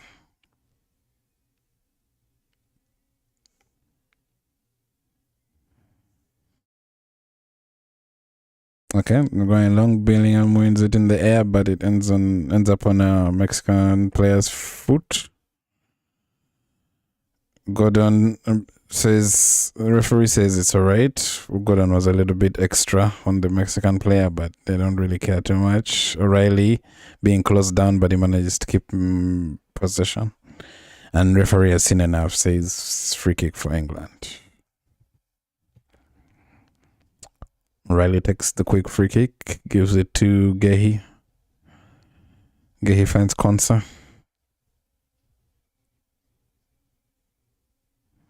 Konsa to Anderson. Kwanzaa to Kwanzaa. Let's go with similar names. There's Kwanzaa and then there's Kwanzaa. If I'm not mistaken. Kwanzaa is the one in the left back position. Okay, Mexico still in a dangerous position. They go over the top. They find Quinones. He's in the left, trying to dribble past Kwanzaa, but it's blocked. He has to come back. Mexico is having some good position. Sanchez finds Alvarado. Sanchez on the left wing, right wing rather, but is blocked. He goes back to defense. Leader.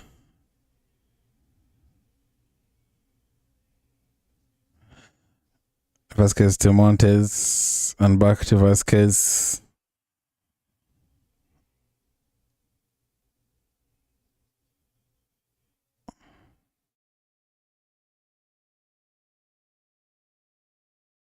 Passing it to the right back to defense, Vasquez.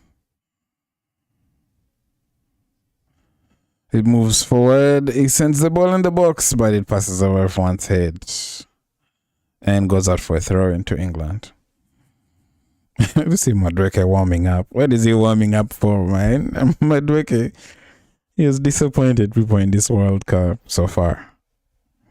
You know they left Cole Palmer for you, Madueke.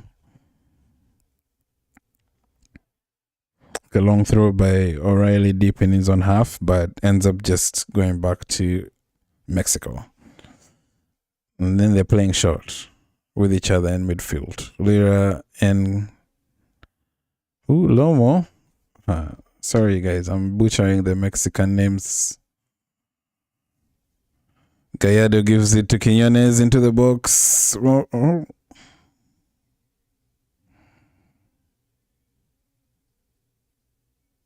Okay, they're passing around the midfield, hoping to find a way inside the English defense, but England is holding their shape strong. Sanchez on the right side, trying to find a way. He has Alvarado for support. Sanchez close down, passes it back to defense.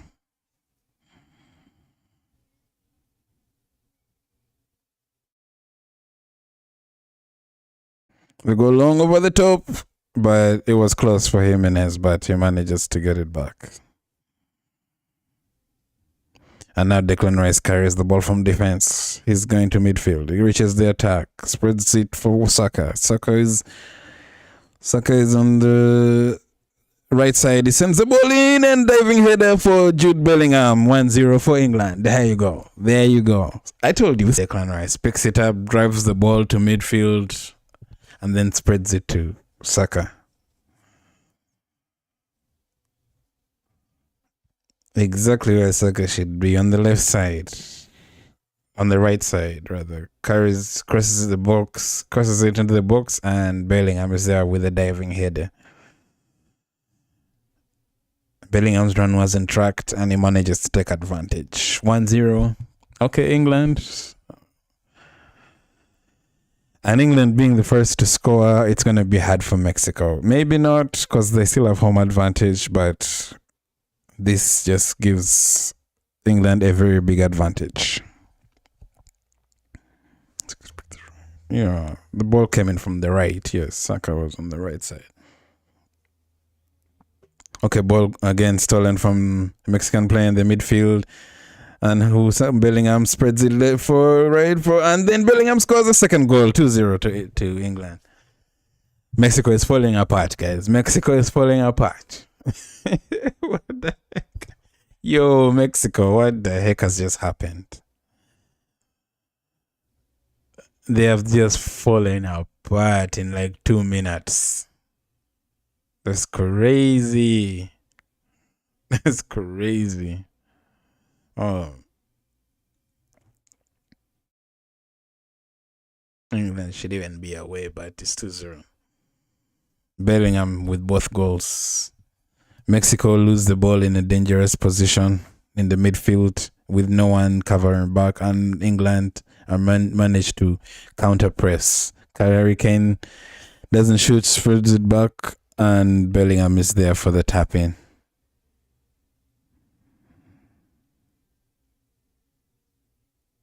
Okay, that's crazy. That's crazy. I was kind of hoping for something of an upset, but it's 2-0.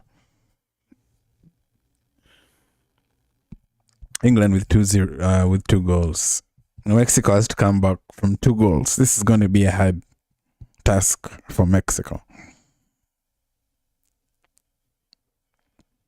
Well, Tuchel is just getting justified now for his selection. Okay, Mexico trying to lessen the defeat, not the defeat, but the score line. Okay, Mexico passing it. So I guess this is going to be the 3rd time they lose from the Azteca. The game's not over yet. But it's very difficult. It's going to be very difficult.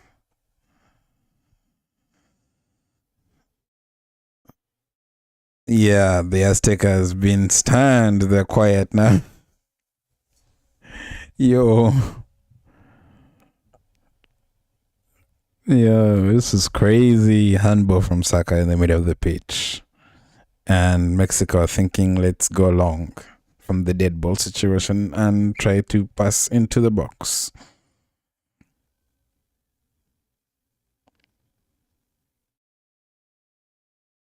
Yo, Mexico started with so much promise. It's such a shock that they went 2-0 down. They were playing kind of well, actually giving England stuff to think about. The ball comes into the box for Mexico, but blocked by Kane. Bellingham wrestling with the player, manages to win the ball, but is getting closed down again, but he manages to find a pass to Anderson. Anderson finds Anthony Gordon, well, Gordon blocked, and Mexico and forced out. Mexico get the throw.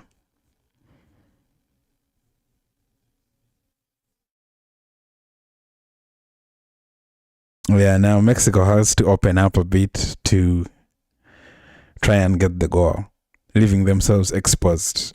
And that means England can capitalize on that on the spaces that they will leave when they try to go chasing for the equalizer. Mexico trying to send the ball into the box, blocked by Saka. He comes back again. Free kick to Mexico.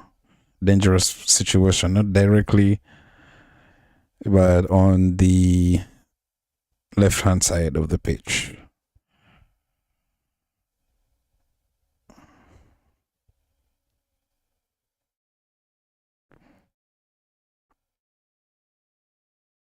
Yo, Mexico hadn't conceded so many goals before this. Now they have conceded 2 in like 3 minutes or 4 minutes. It's crazy.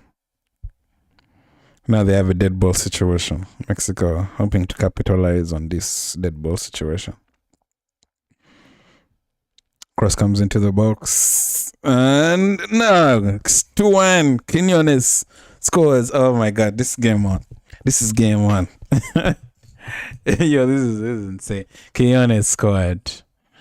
Yo, Mexico is like, we're not going quiet into the night. We have a game on our hands, guys. We have a game on our hands. No. Yes, there we go. The delivery, the free kick, the angle of the pace of the cross was just perfect. Looks like everyone is on side. Yeah. It was Consa. Consa tries to clear it, but not very well cleared, and falls kindly for Quinones, who strikes it into the goal. 2-1. Quinones has scored for Mexico.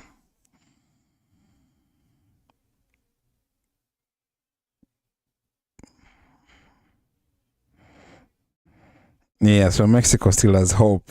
They still believe they can do it. Okay, long ball goes for Mexico. They've got a corner kick. Corner kick for Mexico.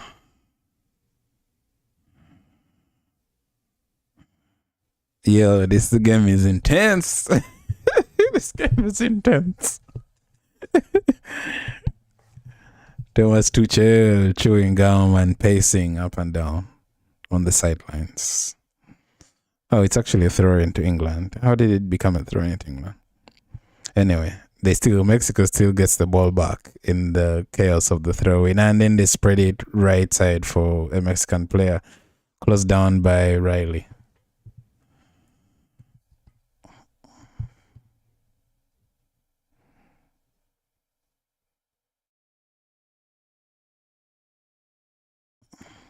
Goal kick for England. Yeah, intense. You can feel the intensity.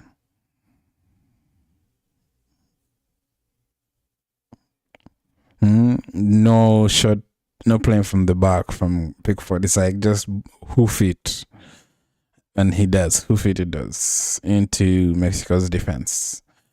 England managed to keep possession in the defense. Okay. Konsa gives it to Gehi. Konsa. Gehi back to Konsa. Konsa tried to spread it, but intercepted, and Mexico come in the transition. Spread it to the right side, to the left side, hoping to swing it in. Blocked by England defense in a dangerous position. That was close. England is struggling defensively right now. Declan Rice had to head it out. It was a dangerous ball into the box. And Mexico still has possession. Cross into the box again, coming in from the left. But they headed it out and back into the hands of the possession of the Mexican players. They close Mexico down, but all they get is a throw in. Long throw into the box. Closed down. Anderson clears the ball. Back to midfield. Lira goes long. Into the box once again. And Jimenez almost equalized. Almost. My goodness. It was a long ball into the box. Quinones lays it down for Jimenez. Jimenez shoots and it goes wide, but just slightly. That was close.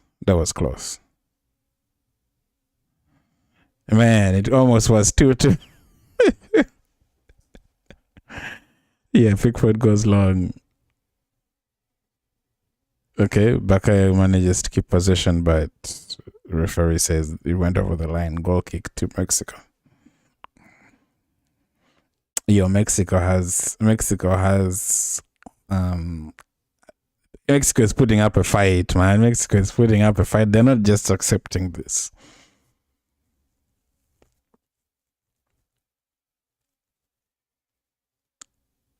Quinones. Man, I didn't know Quinones until the World Cup, honestly. Maybe I'd seen him somewhere, but I really didn't know about Quinones. Man, the match momentum is all Mexico right now. England is just barely holding on. Mexico win the throw. But the referee says you have been too aggressive on Bakayo Saka free kick.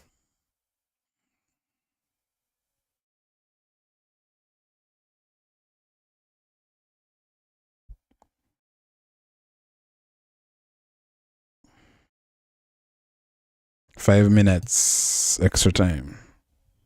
Probably should increase the minutes, but anyway. Mexico on the left pushing in, crosses the ball in, header. Oh my God, what a save by Pickford. Oh my God, what a wildly save. Jimenez. Yeah. That was a spectacular cross into the box. And Jimenez manages to keep the header on target, looping in. Pickford had to dive to save that. Anyway, corner kick. And they still have to defend the corner kick. Mexico is really pressing England here.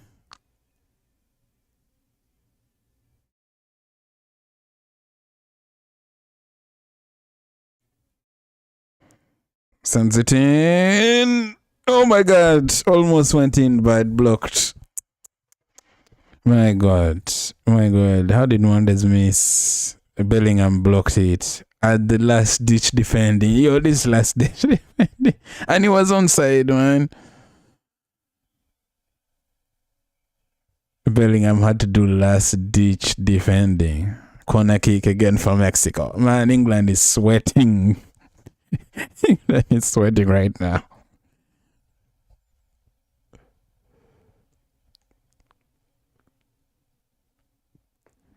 Another corner kick for Mexico.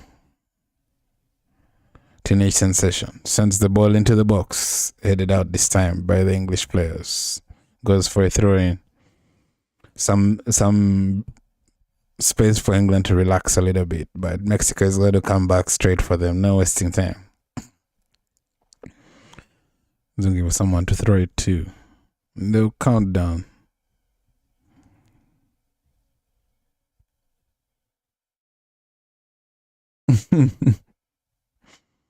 Yo, this game is intense. This game is intense. You can feel it. Okay. Mexico passing in the midfield, hoping to get one last chance before first half ends. 1-2 on the right side.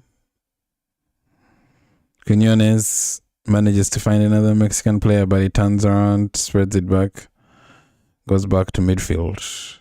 Quinones furious, he didn't get it back in attack.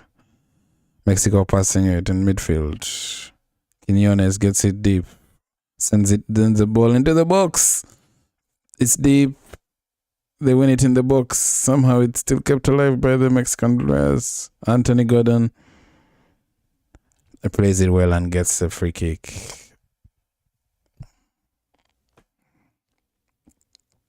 Yo, England. I haven't seen England this like shaky, man. So halftime anyway. It has been so intense. I didn't even have time to tell you it's halftime. But yeah, it's halftime. 2-1. Damn.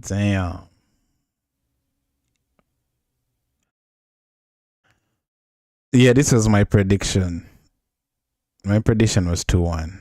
And my prediction was going to be close. It was going to be close. And so far, it has come true. All right, I'm sure people are saying all sorts of crazy stuff. England is trending. Latest, let's go to latest. What a game this is turning out to be, right? The game is intense. Bellingham 2 goals. Quinones 2-1 at the Azteca. We are winning and we have... Wait, just a second. We're winning and we have been awful, giving them far too much time on the ball, literally letting them cross the ball. Yeah, but it's not like... Okay, I mean, England is not playing 100% the best, but it's down to Mexico playing really well. Breathe. What a game of football between Mexico and England. It's super intense. If you're watching, you can feel the intensity. Not even just the players, not the game, but even the whole stadium. And you can just feel it. It needs to be Kwanzaa and Konsa off for Stones and Reece James. Reece James is back. I thought he was injured. Good first half, lads, against a good team. Cracking footy, awesome team performance. For sure, for sure. Let's get some water. Why is an Australian referee in this game? It's a knockout. Referee can be from any country, guys. Come on. He wasn't born in England. Why say things when you clearly don't know what you're talking about? What is he talking to? I smell at least one set piece goal for England in this game. Bellingham looks like another one to get a goal today. He has had a brilliant start to this game. Yeah, Bellingham is on the brace. He could score a hat trick if things go well. You know what I'm saying? But Mexico is, man, that first half ended with England sweating. Their backs were against the wall. They were like, when is halftime coming in? For sure. For sure, man. Because I don't think Mexico is trying to break that winning streak or that how do they call it, unbeaten streak at the Azteca. If they have one, even I don't know if they have a streak, but they have lost only twice at the Azteca, 2-3. Let's see. Let's fact check. Let's fact check instead of just talking. How many times has Mexico lost at the Azteca? Only 2 times. In official competitive matches, Mexico has lost only 2 times in the history of the Estadio Azteca. So this is what England is up against. First ever competitive defeat at the stadium, losing 2-1 to Costa Rica during the qualifiers for the 2002 World Cup. 2002 is crazy. And the second Aztecaco.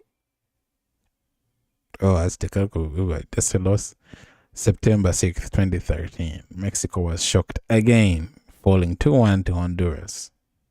They've never lost a World Cup finals match at the Azteca. And they think, and England is trying to add to that list and be the third. That's crazy.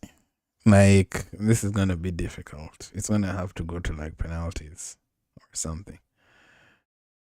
Unless they win in 90 minutes. If they draw in 90 minutes, they still keep that winless, that unbeaten streak. Yes. If they draw 90 minutes, does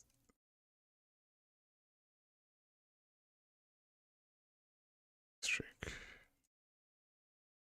continue against England?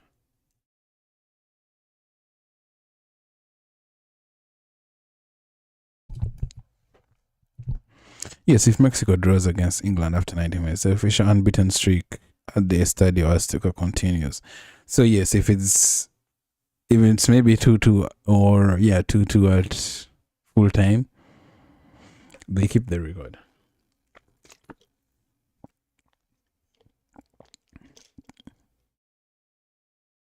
So officially, yes, even if they lose to penalties, it will be logged as a draw, keeping their unbeaten streak intact.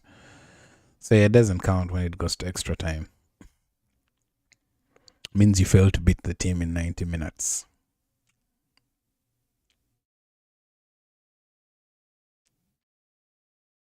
Next goal wins. No messing about England. Just attack from the off. I don't know if next goal wins, but because England could score a third goal, yes, and it goes to 3-1. Technically, that's still 2-0. If Mexico get a second goal early, they can get a lot of encouragement to go for a third to make it 3-3. And if it's still 2-1 and Mexico scores, equalize it, then it's definitely not next goal wins.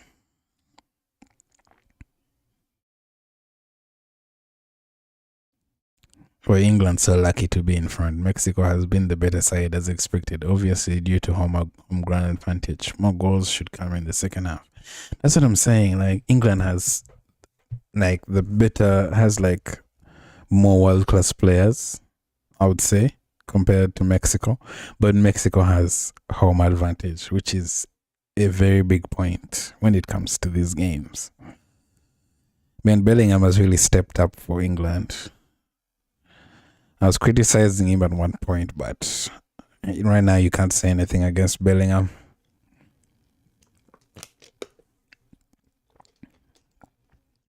This guy is a common wipes. This is a bot. Hopefully it's a bot. But yeah, Mexico did well to get that first goal by Quinones, man. If it had ended 2-0 at halftime, that was going to be a lot harder than it is currently. I mean, it takes only a second to put the ball in the net, but you only need a sprint more. But 2-0, you're asking a lot. But they've managed to bring the deficit back with a lot of chances in that first half. By the way, Mexico should be 2-2. With the way Mexico has had those chances, they should have put those chances away. I'm seeing them on the highlights screen, but it's insane. England is lucky that it's 2-1. I'm going to the store. When I get back, I see they scored 2 goals. Yeah, they scored so quickly. They scored very quickly. Like, the first goal came, and then 2 minutes later, the second. Actually, the second goal came almost immediately from the kickoff after conceding the first goal. Mexico played better than England. How are they not level? I have no idea. Because Mexico made 2 errors back to back that led to goals. They were punished for their errors. We could check the stats.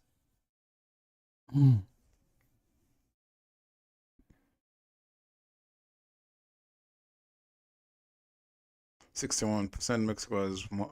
Actually, Mexico even has more possession than England. That's insane. Total shots, you look at this, 8 shots. England has 3 shots. Mexico has 3 on target. So England has 3 on targets. 3 shots off target. England has no. 2 shots blocked. 1 shot saved. 2 shots saved. Like, they have been pressing in England in the second half of the first half. Second quarter of the first half. Yeah, the second quarter of the first half. They really pushed England. They were sweating, and they were just waiting for the referee to blow the whistle for halftime. What else? Yeah, match events. That's it. Quinones, that was a ball that came in, and Quinones hit it in. It was a nice goal. Bellingham, I think, had a tap in from Harry Kane, getting the assist.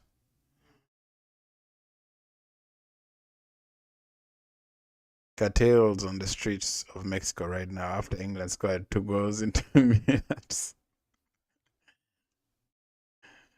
80% of thunderstorms in Mexico on Sunday night into Monday morning. Rain stoppages look likely. This is before the game. Let's go to the latest. From the momentum bar, England goals came when Mexico were creating a lot of chances and they had a lot of possession. Just mistakes found them trailing. Second goal was individual mistake and England pounced to score. Yeah, England pounced on the 2 moments when Mexico were not paying attention. That's the only thing. Apart from that, then Mexico just decides to touch up England. When England were on the ropes, they were so glad for halftime. I'm telling you, they were so glad for halftime. Okay, let's put that. Oh, this is actually Mexico mascot. He has the Mexican jersey and everything. So shout out to the Mexican team. It's from Jack in the Box, I think.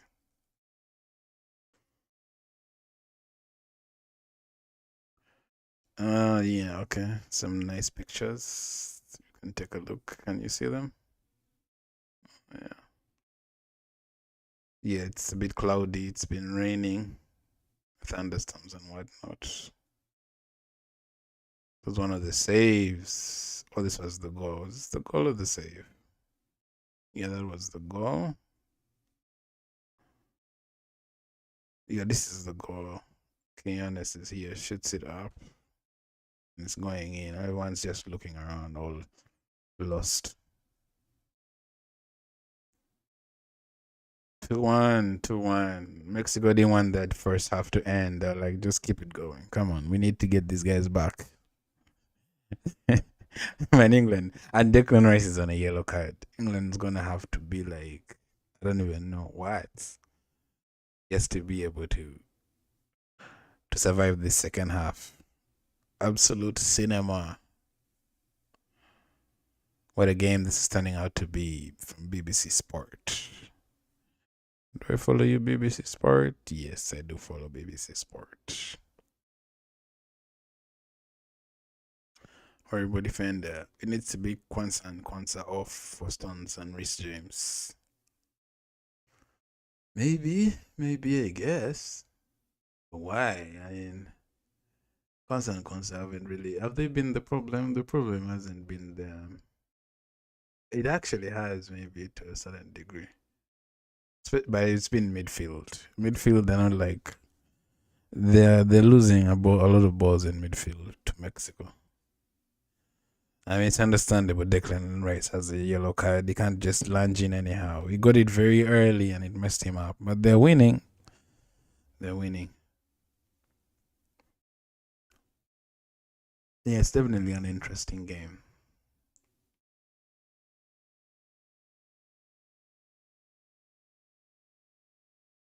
Mexico has the momentum. England has the lead. This match is absolutely crazy. Definitely crazy. I'm confused. Is it home advantage? These guys actually serve a ball past England. Konsa off now. Piece poor clearance, can't header, and all over the place. Gets tons on. He's good in the air. O'Reilly, you're a left back. He's on the right side. England has no options, really, man. The guy left Trent Alexander. He did not call Trent. If Trent was here, they wouldn't be having these problems. Konsa, people are saying Konsa off. I mean, I can see why.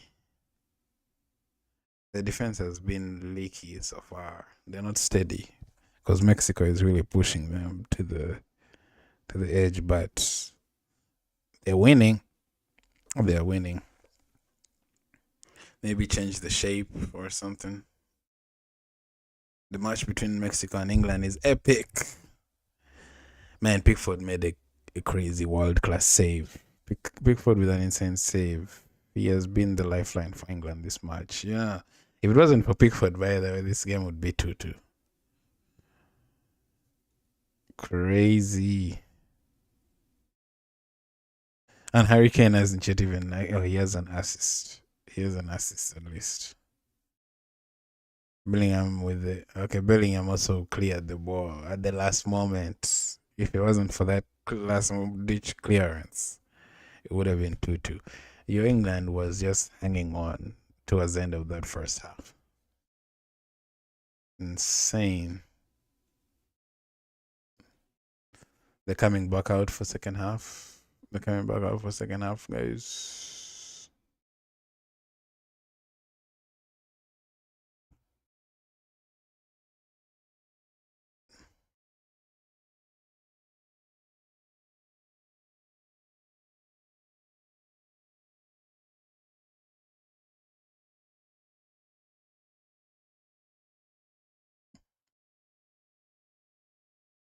Shout out Eric. I can see. I just need Eric says I just need Mexico to win and I'll win my parlay.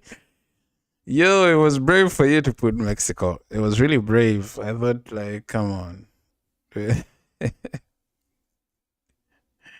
was really brave for you to put Mexico, but yeah, Mexico is really giving England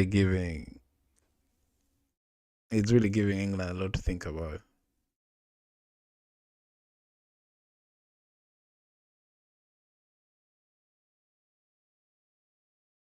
My friend from Mexico. Let's hope they win. I'm also not like the biggest English fan, even though I watch a lot of Premier League football. So right now it's 2-1.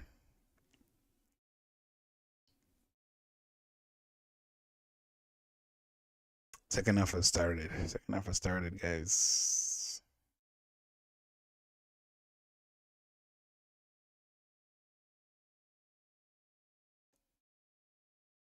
49 or 45. 46.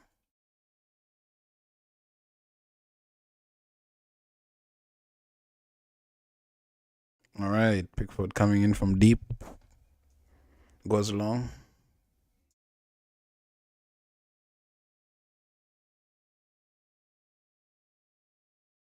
Mexico gets the ball back. Passes it to their goalkeeper.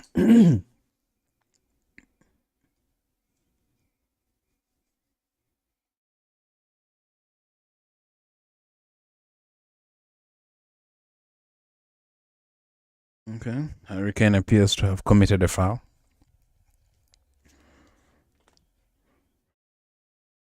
Man, England. They need a breather or a third goal. Because Mexico is just going to squeeze them. All right. Mexico on the right side against O'Reilly. Tried to cross it in. O'Reilly blocks it. Throw in for Mexico. Deep in the attack. England's defense. Deep in England's. I mean, England's defense. And yeah, they close down, so they pass back. Quinones trying to move to attack, but is blocked. Harry Kane gets it back in midfield. Manages to win possession back. England trying to keep it in the midfield. Mexico wins it in a dangerous position and tries to shoot. Blocked. Gordon keeps it in play and he has a chance to run. Finds Harry Kane in the middle. Harry Kane is so deep. Harry Kane spreads it right side to Kwanzaa. Kwanzaa joins attack. Blocked, so it goes back to Gehi. Ball finds Gordon on the left. Gordon spreads it for Bellingham. Bellingham spreads it across the... Oh my God, the ball passed. The ball just passed the front of the goal. We're waiting for someone to tap in. And it passes everyone. A perfectly placed ball by O'Reilly. No one is there to tap it in. And the goal was empty. England, that was your chance.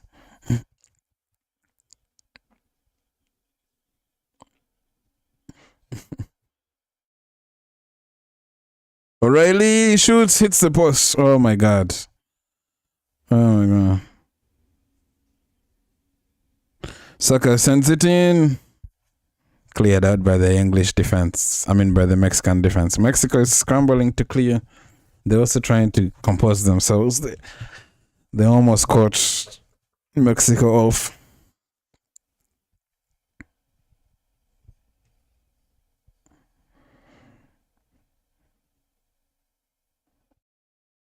Concerned defense. Spreads it to Saka on the left. Two defenders blocking him. On the right, rather. Two defenders blocking him. Gives it back to Konsa. Konsa gives it to Gehi. Gehi takes it to Anthony on the left. Anthony looking to pass the defender. Slides it in, but pass intercepted. Intercepted.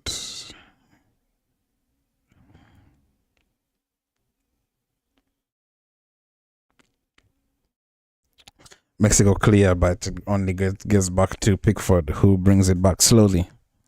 Slow build-up play. Konsa now running with the ball.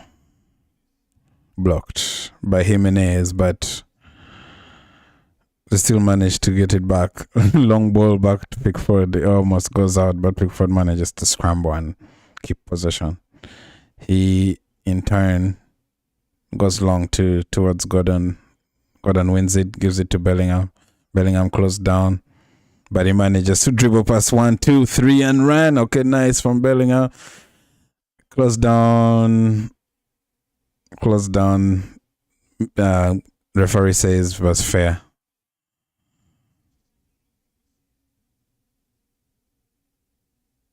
Mexico managed to keep to maintain possession. in defense, and they're carrying it to midfield.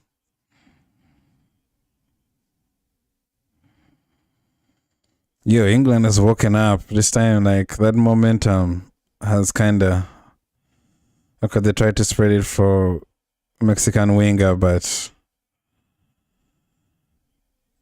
spreads it. The ball spreads it to Anthony Gordon.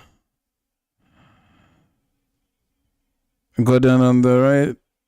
Gordon taken down, free kick. Apparently, there's some Mexican player fighting with the fourth official. Like there's drama on the sideline. What the heck? Shout out Eric. Thanks for supporting me in the stream. I know you're watching Mexico. Good luck with Mexico. Hope they win.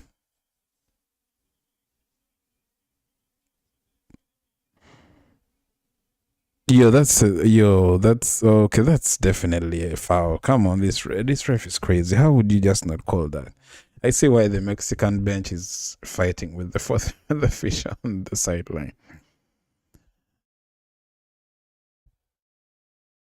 It's a very poor challenge. And there's a possibility of a red card. Oh my god. Oh my god, guys. This is getting intense. Concert. That's a red card. That's a red card. Oh my god. It's a horrible challenge.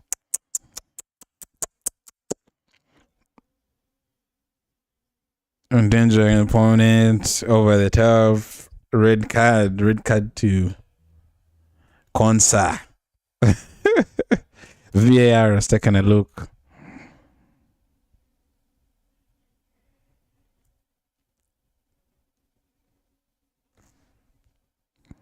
Number 26. Red card by the referee. England down to 10 men. Oh my god. This game has just gotten more intense. This game has been crazy.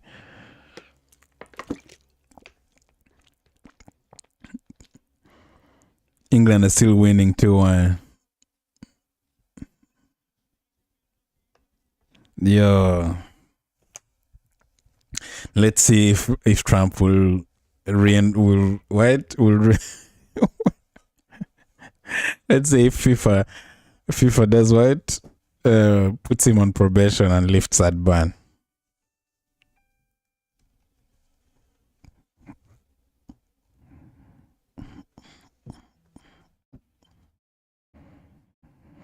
Thomas Tuchel now has to compensate.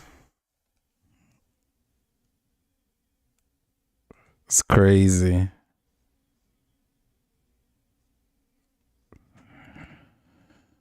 Yeah, Thomas Tuchel is there seated and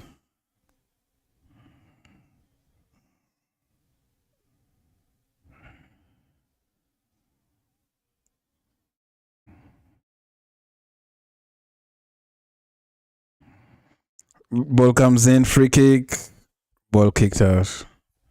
Harry Kane was caught late. He's claiming a foul.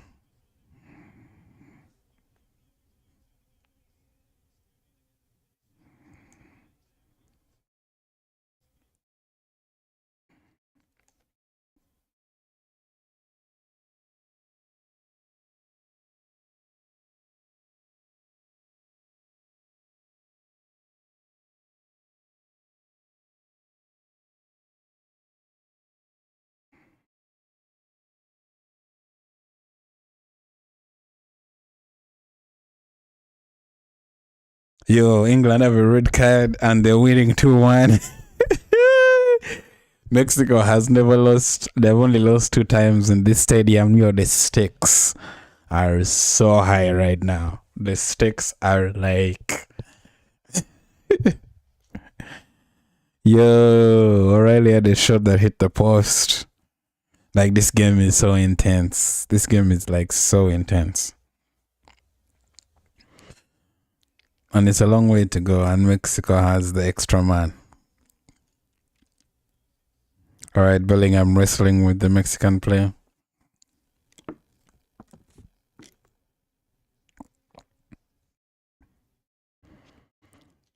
Bellingham is Declan Rice is dropping deep to wing back, it looks like.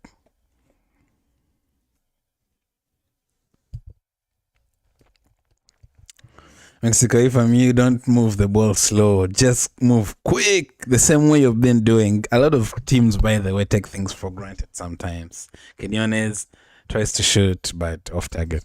A lot of teams, when one team gets a red, they start taking the game for granted, like making sure they choose when to attack. If I'm Mexico, I just don't take my foot off the gas. I just keep attacking nonstop. Bakayo Saka is getting off for John Stones, understandably. But I don't think Saka should have been the one to get off.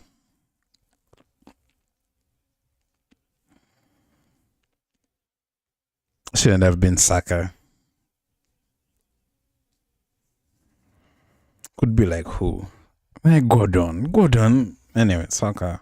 But still, Gordon isn't like Superman in this game.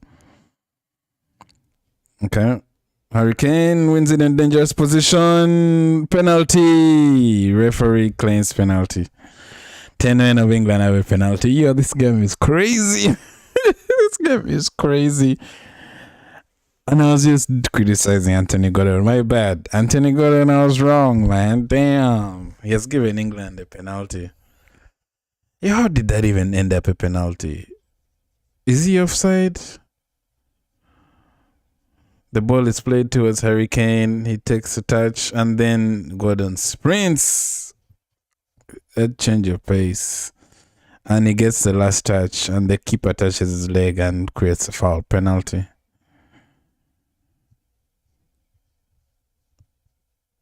Could it be a penalty? They need to check.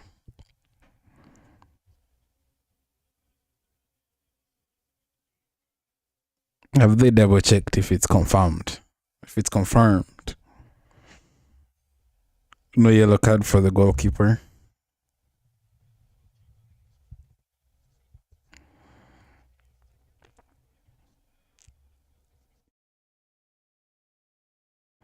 Yeah, this game is insane. This game has been crazy. Bellingham is going to take the penalty over Harry Kane. Okay. He wants the hat trick. No, he's giving it to Harry Kane. Harry Kane can't accept. After what we saw today with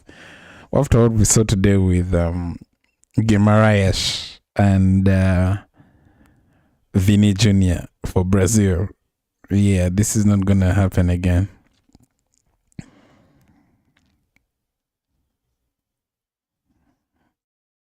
It's gotta be Harry Kane. You can't take this game like you can't just take it so light.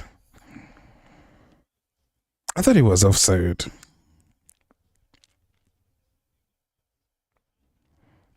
And it even hits Harry Kane on the hand. He passes that ball with his hand. This penalty has some problematic areas that you can argue that is not valid, but I haven't seen the replay, so I'm not gonna argue. Harry Kane on the dead ball situation, dead ball being a penalty.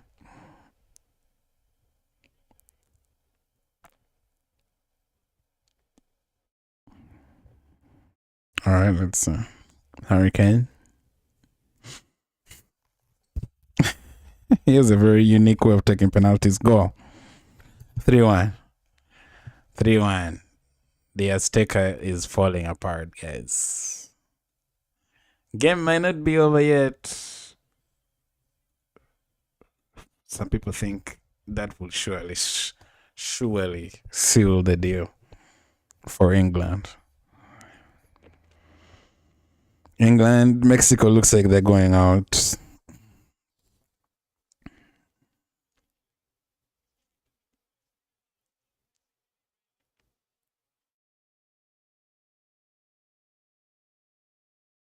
Whips it in with his instep, side netting, spectacular penalty. Very professional from Harry Kane.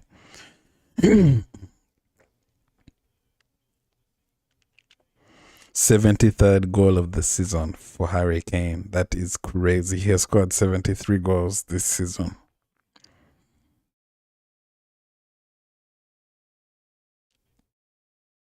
Mexico make a double change. Kitchen sink. I'm telling you, it's time for kitchen sink.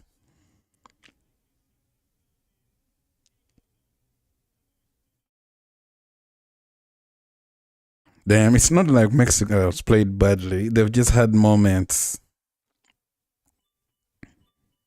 They've had crazy moments of like lapse in judgment.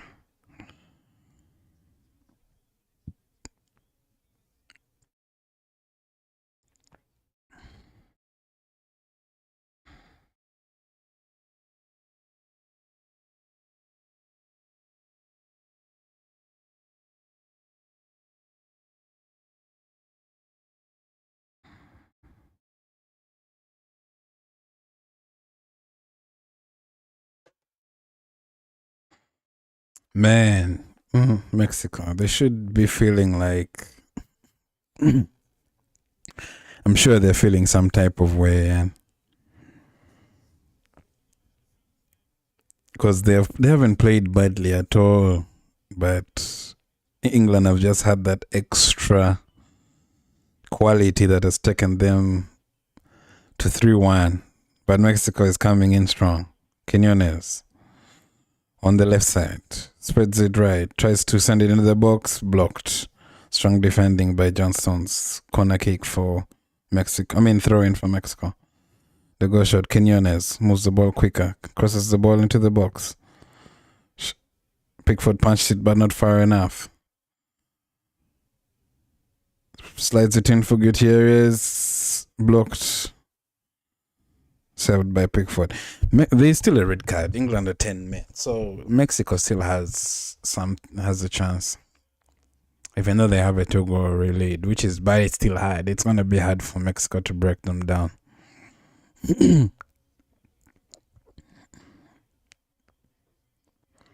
England passing from the back.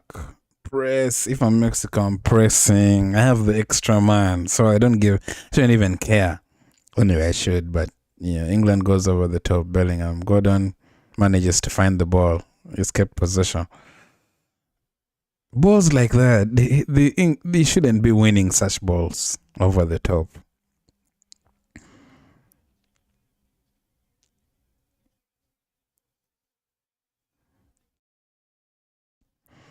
Okay, I was kind of coming for Anthony Gordon, but anyway, Quinones comes in from the left, trying to cut in, but blocked, kicked out, cleared by the English player for Mexican throw-in.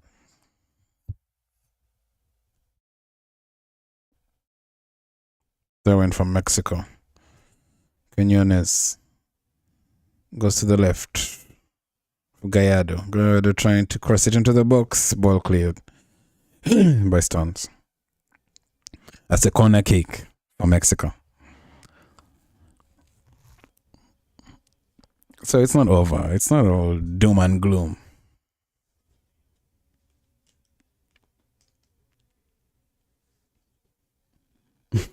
Yo, Mexico, man. Damn. They've played well and they're losing 3-1.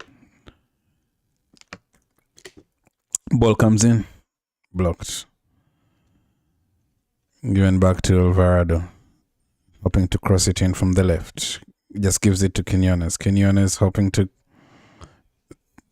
find someone on the right. Sends it in. Hoping to find someone. Ball is pinging around in the box. Mexico claiming a handball penalty, but referee is not having it. Quinones gets it, nearly lost it. Free kick. There's an appeal for a spot kick.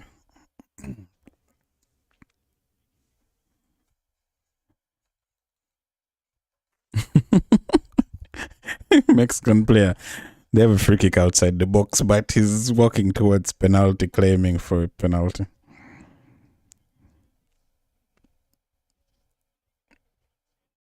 I don't think. No one is debatable. I don't think it's a penalty. Harry Kane kicked the Mexican player, but they're checking for a penalty. Damn, man, this game has been crazy. This game has been so crazy. England has an extra man. I mean, Mexico has an extra. There's another penalty coming. What? Yo, this game is crazy. This game is crazy. Possible penalty caused by Harry Kane.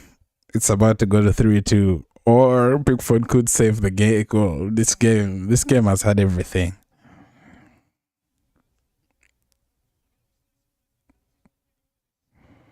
Okay, so the Mexican player puts his foot up to try and get the ball, and Harry Kane kicks through the Mexican player. I mean, I guess I can say it's a penalty. I mean, I didn't think it was, but yeah, that can be seen as a penalty. So Mexico is losing, but they've played better than England. But England is winning 3-1. And England has a red card. Mexico has an extra player. And England won a penalty after the red card. Now Mexico has been awarded a penalty. What the heck? Yo, this game, Azteca, the Azteca is wild right now. The Azteca is wild. Jimenez on the wall. Yeah, football has not disappointed this time.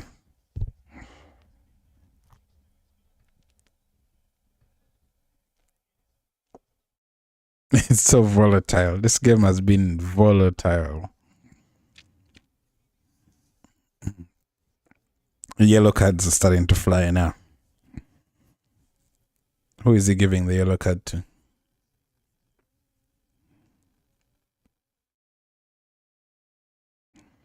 Harry Kane has gotten himself booked. Has he lost his cool? Harry Kane it's usually calm. It's never this flustered. Now Jimenez, you gotta put this in. Plays for Fulham. Azteca. This is for running the spirit of the Azteca.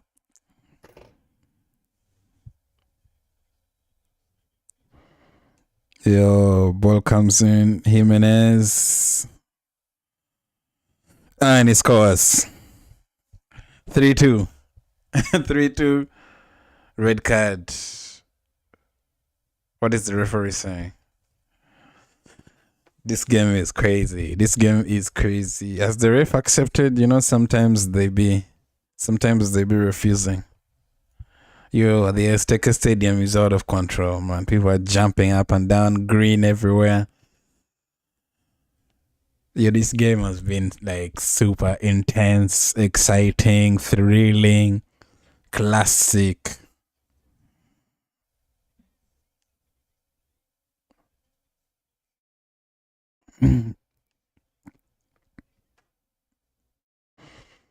Yeah, the goal stands. 3-2. Jimenez has scored. Harry Kane. England trying to go with Gordon. I can't even breathe yet. Come on, guys. 3-2. There we go. Gutierrez wins the ball. Kane was trying to attack, but it's blocked.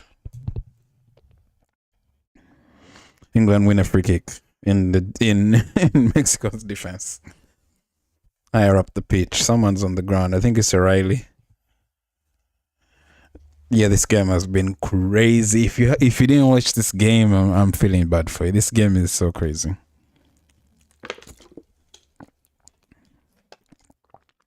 O'Reilly's on the floor. You can't even take your eyes away from the game.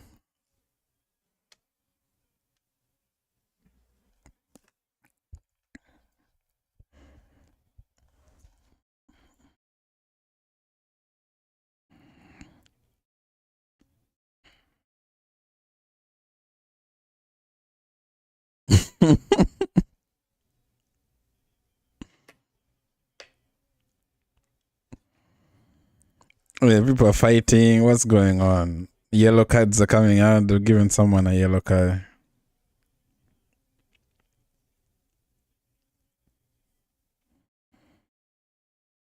Jorge Sanchez.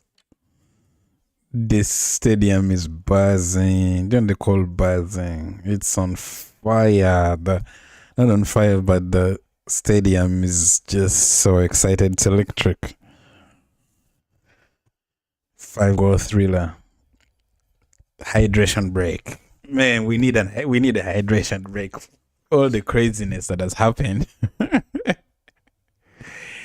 Yo, this game was so good. This game is so good. You don't even want to stop it. Let's see if people are going crazy in the chat. Let's see. What's going on? What's going on?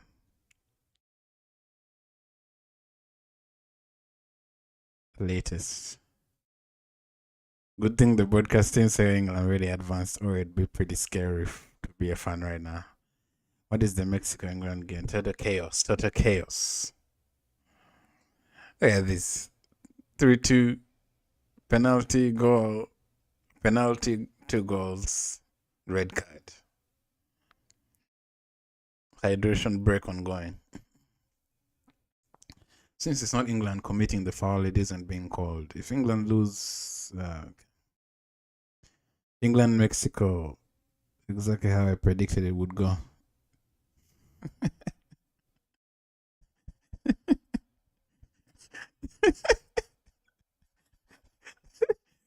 But these edits, man, these edits are hilarious.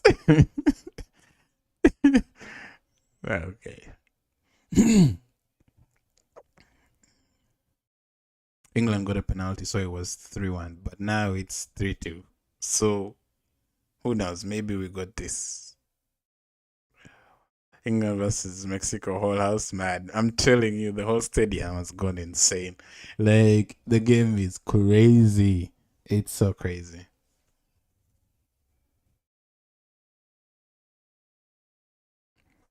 This Mexico England game may be the best sports game I've ever watched. I'm not kidding. Absolute cinema is a severe understatement. Like, you can't even move off your seat. You're completely glued. What a game. What a game. Some of these World Cup games have been unbelievable. Mexico England is no exception. Yeah, I'm still thinking England sneaks it. I want Mexico to win, but I think England sneaks it.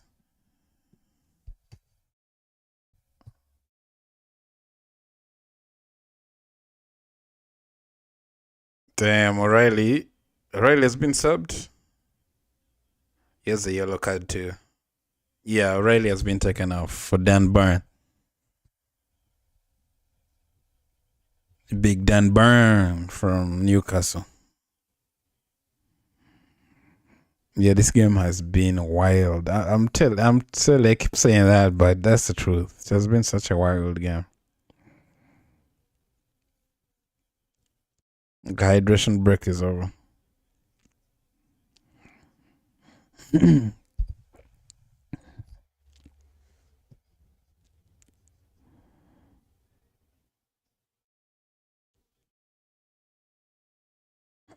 Jet Spence is on. Alright, Mexico. They come on the attack.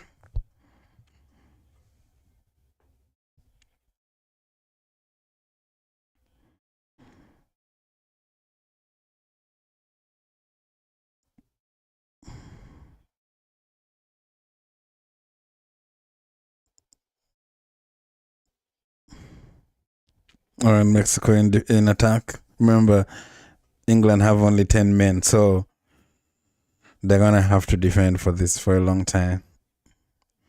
Alright, they're trying to squeeze. The ball comes in over the top.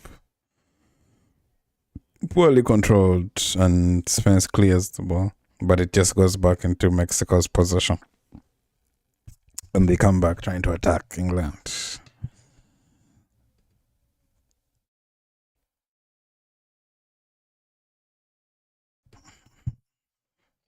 Spread to the right side. Guyana tries to cross it in.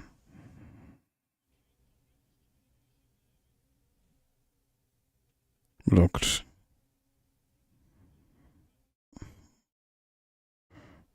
England defending again. Back to Mexico. Right side.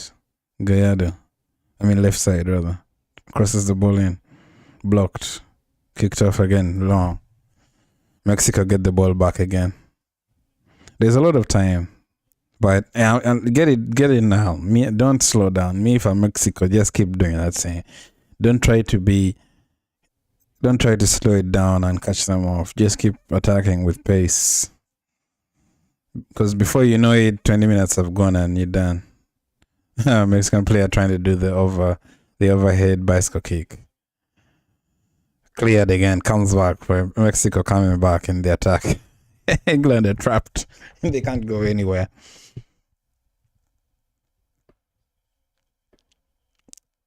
Mexico stretching the pitch. Delivery comes into the box. Consa clears it, but not far. It's back again on the left. Quinones trying to send it in now. Squares it for his friend. They pass it to the right. Ball comes in to the left. Gutierrez bends one in, but blocked again. Keeps it in play. From the left, trying to put it in, but it doesn't work. England can't even have possession. They just keep clearing it, and the ball comes back to Mexico, and Mexico comes back to attack. They can't really go anywhere. They're trapped. A ball on the left again. Mexico trying to come in, crosses the box into the box. Jed Spence has to nav it out for a corner kick. Mexico attack. Yeah, I don't know if they're going to hold on for this long. What England is playing is dangerous. If they keep staying inside their own half like that, they could end up conceding. And once they concede, that's going to be a mountain to climb, because they'd have to open up to move forward, and they would leave spaces, yet they're already 10 men. And Mexico will just end up scoring even more. And a corner kick for Mexico. From the right side, it comes in. Pickford comes out, misses it, goes out. Actually, he did get something on it, goes out for another corner to Mexico.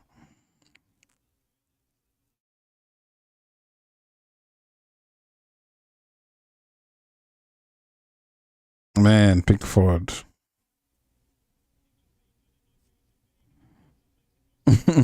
Corner kick goes short. Corner blocked by John Stones.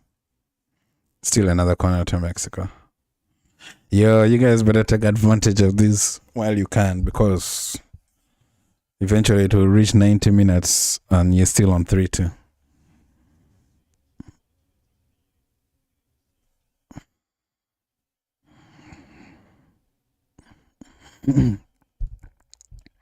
Alvarado in the dead ball sends the ball in, passes over everyone's head and goes out.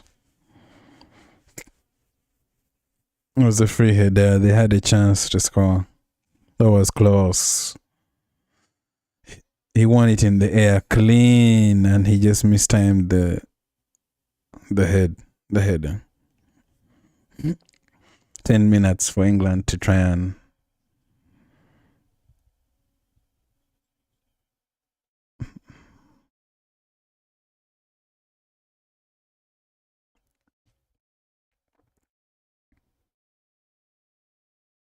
okay, Mexico still with possession.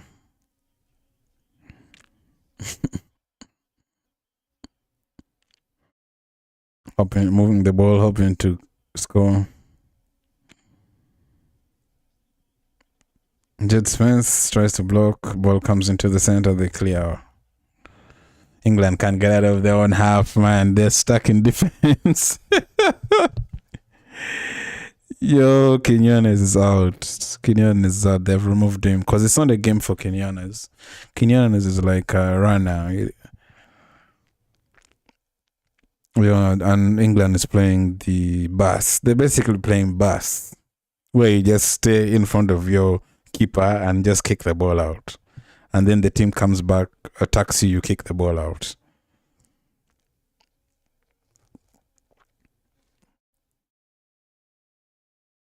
And it's not a game for runners. Oh my God. Ball came in, there was a chance, but off the target.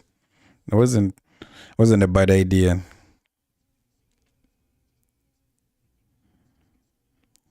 Man, Pickford is alert.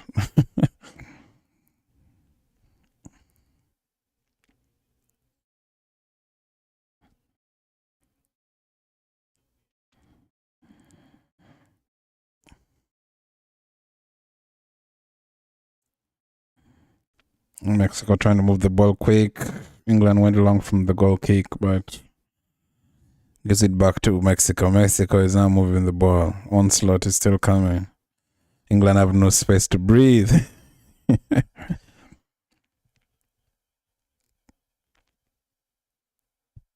Ball into the box. Headed safely into Pickford's hands.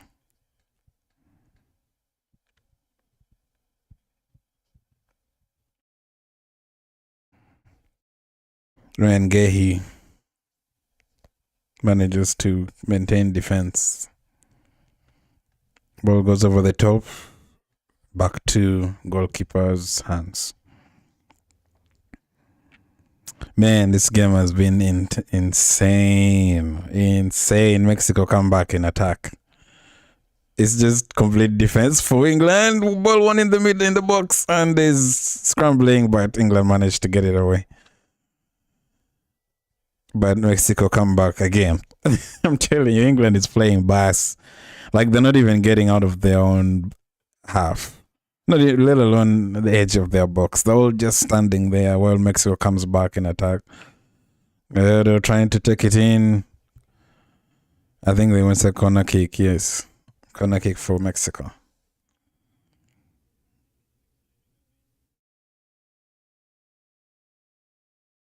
Oh, it has been reversed. Goal kick to England.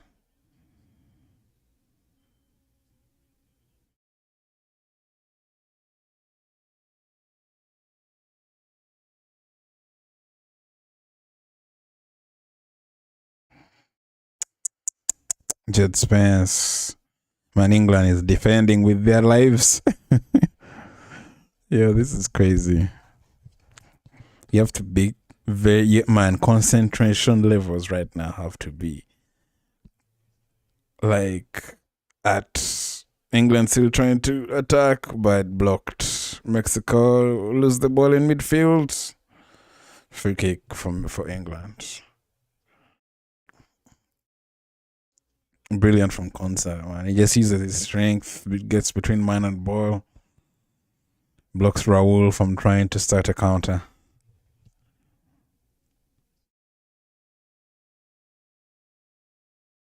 They've actually managed to get into the Mexico half and stay there for once. Declan Rice on the ball. Right? If you're England, you're taking your time.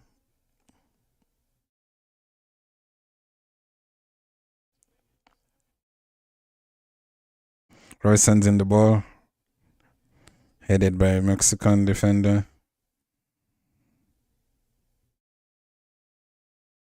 Bellingham wins it back though.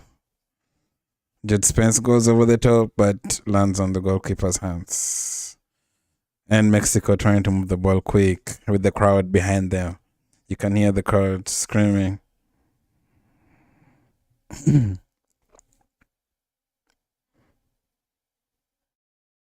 Morado sends the ball into the box. Oh my God, blocked.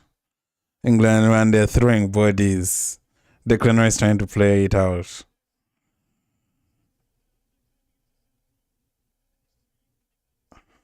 Ball goes over the top back to the goalkeeper. Jimenez is claiming that his shot was pulled for a penalty. Referee says no penalty. Here, this game is so intense.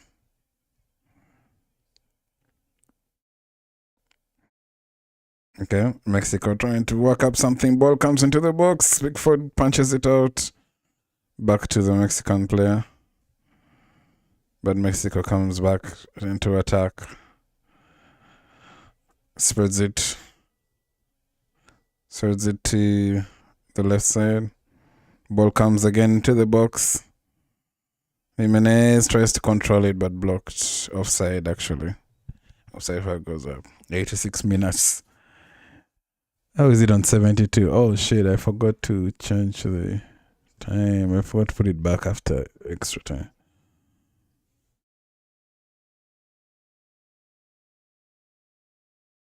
It's on 86.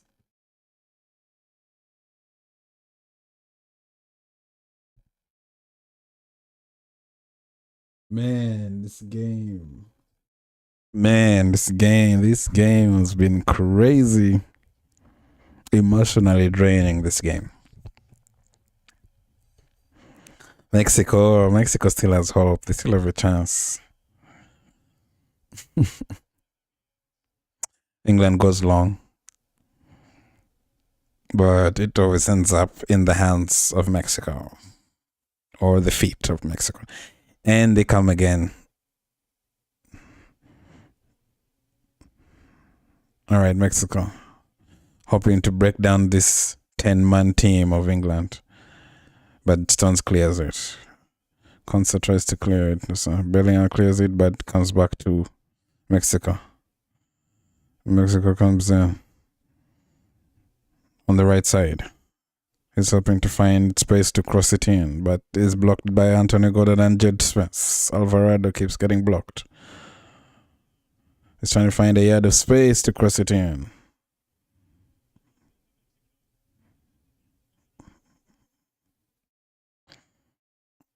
Ball comes in. Hurricane diving header. Oh, crap.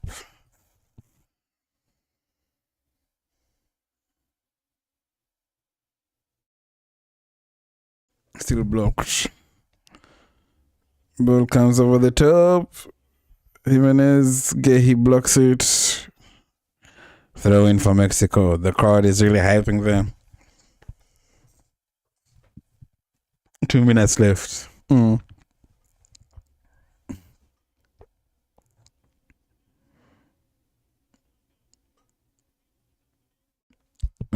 Shoots, but it's on target. I mean, shoot on target, but it's straight down the middle. Pickford manages to save it.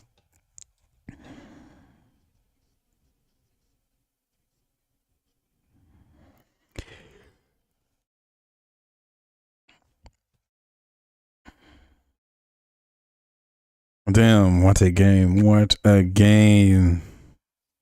You kind of don't want it to end.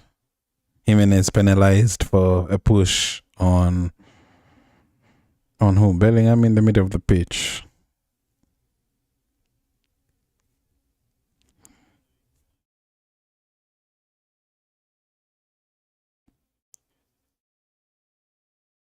Rogers. Who is bringing on Rogers? For who? For Harry Kane?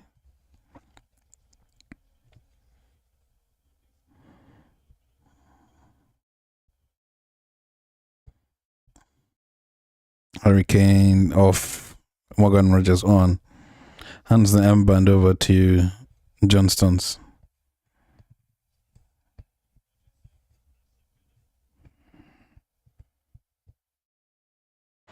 Yeah, so England have a dead ball situation in the middle of the pitch. They go along towards Morgan Rogers, but he loses the ball. Oh, not Morgan, Bellingham. Bellingham takes down the Mexican player and struggles for the ball, but ends up getting a yellow card. Added time is 11 minutes. That's crazy. Mexico, man, they're trying to break down this 10-man English team. Pickford comes out, cross into the box. Pickford comes out and saves it.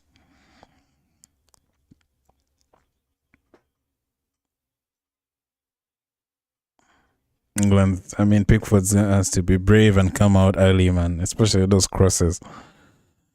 Again, they go long, ball goes back to Mexico. They come back again on the attack.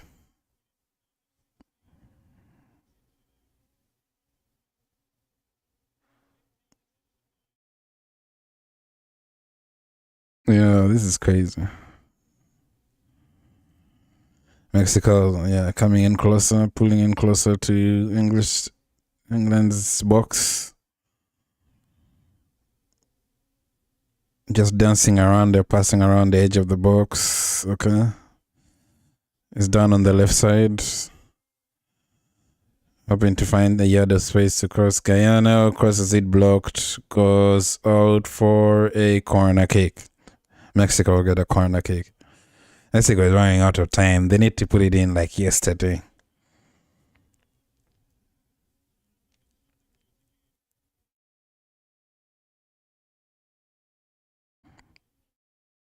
Yeah, this game has been crazy.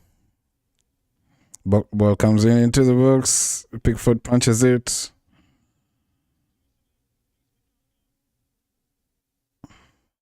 And Murder spreads it. Gutierrez overheat goes out.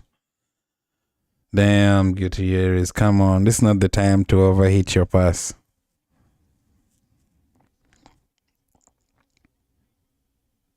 Yeah, this game is wild, man.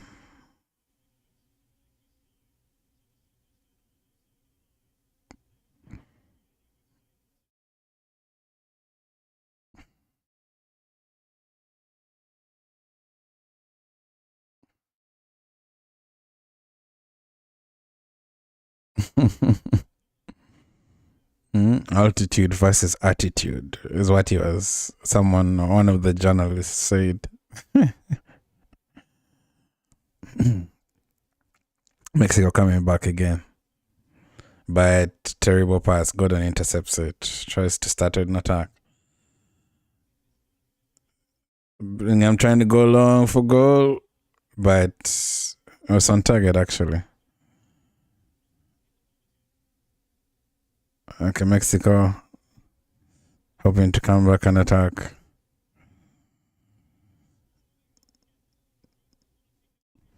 Mexico have like 8 minutes left.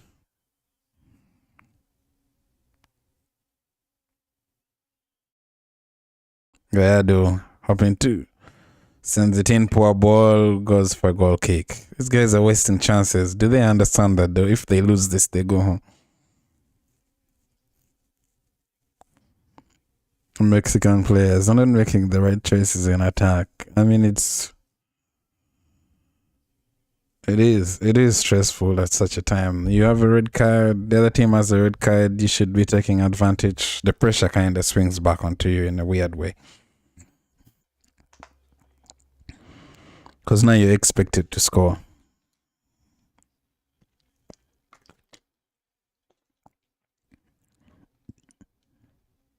Thomas Tuchel, very animated.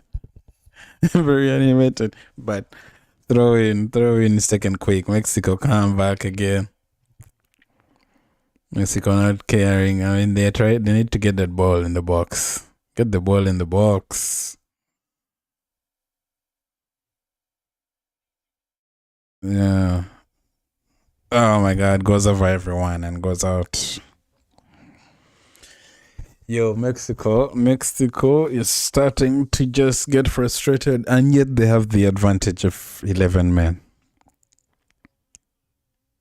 You see that guy? His hands are like completely wrapped around the Mexican player.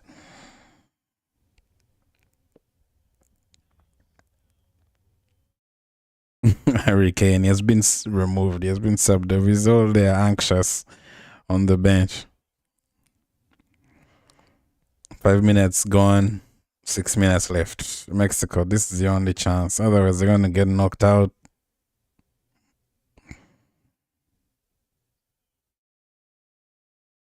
Flooding forward. Mexico flooding forward with numbers. Send the ball in the box. There you go.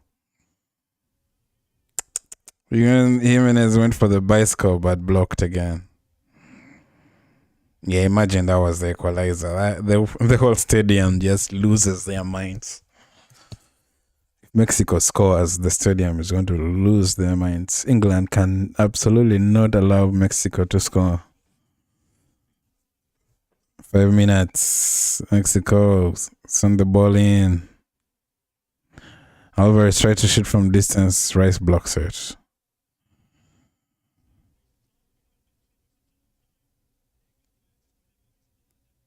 England just throwing bodies on the line, man. This is crazy.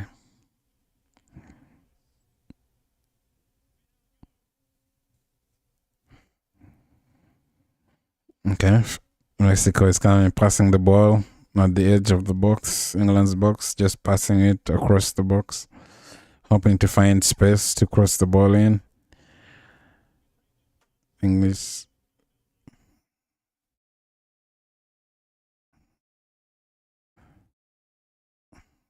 Move the ball quicker. Move the ball quicker. Here go, crosses it to the left side. Hoping to get some space. Gallardo finds it in. Oh, Jimenez trying to finish, but off target.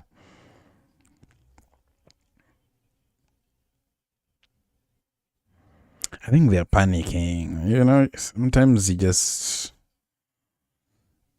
you can take an extra touch, an unpredictable extra touch in the box. That's what makes Messi special, you know. He just knows how to stay calm, even if he's surrounded by like 50 people.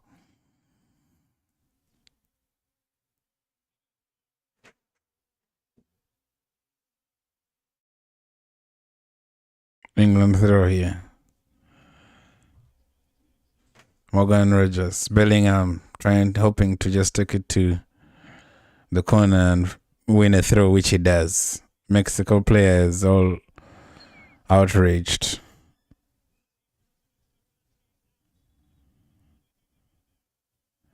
And Bellingham is disqualified for the next game.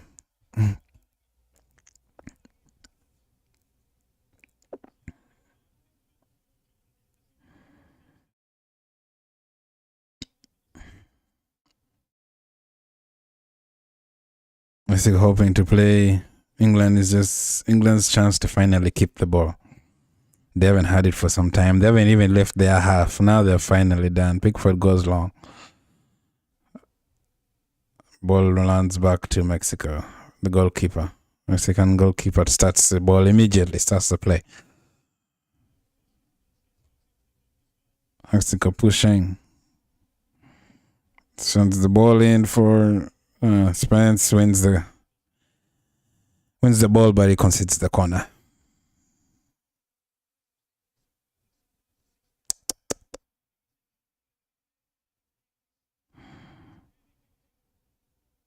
That football player twisted his ankle.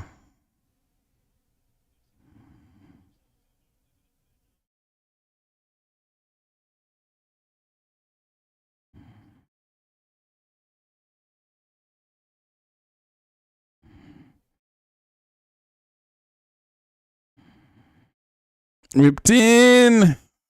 Pickford grabs it.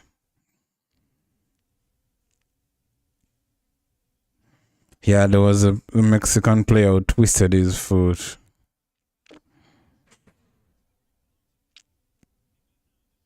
So it's now 10 on 10.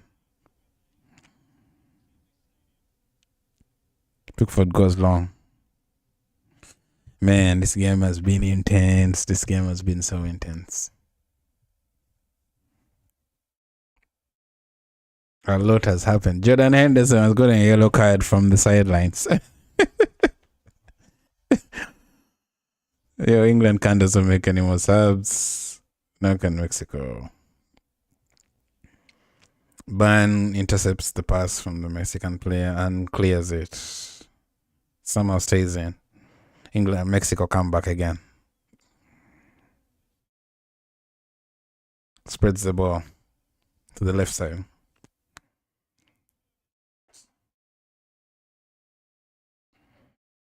Mexico hoping to find a goal. They have about 40 to 50 seconds remaining. Crosses the ball into the box.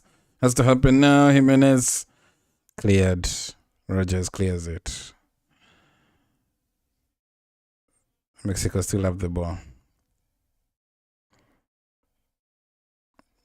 This is it, Mexico. You gotta win.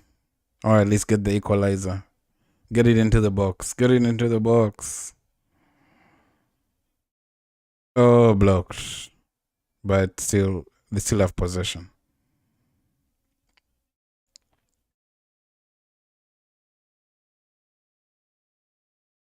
Ball comes in. Oh my God, the ball just drops down. Oh my God, that was so close. We're corner to Mexico. The ball just rolled so lightly outside of target. England hanging on. Corner kick for Mexico. The goalkeeper of Mexico has even come into the box. Yo, this game has been crazy. Ball comes in. Mexico ball. Ban hits it out. Jimenez tries to shoot through a crowd. Blocked. Another corner for Mexico. Yo, England has really fought for this.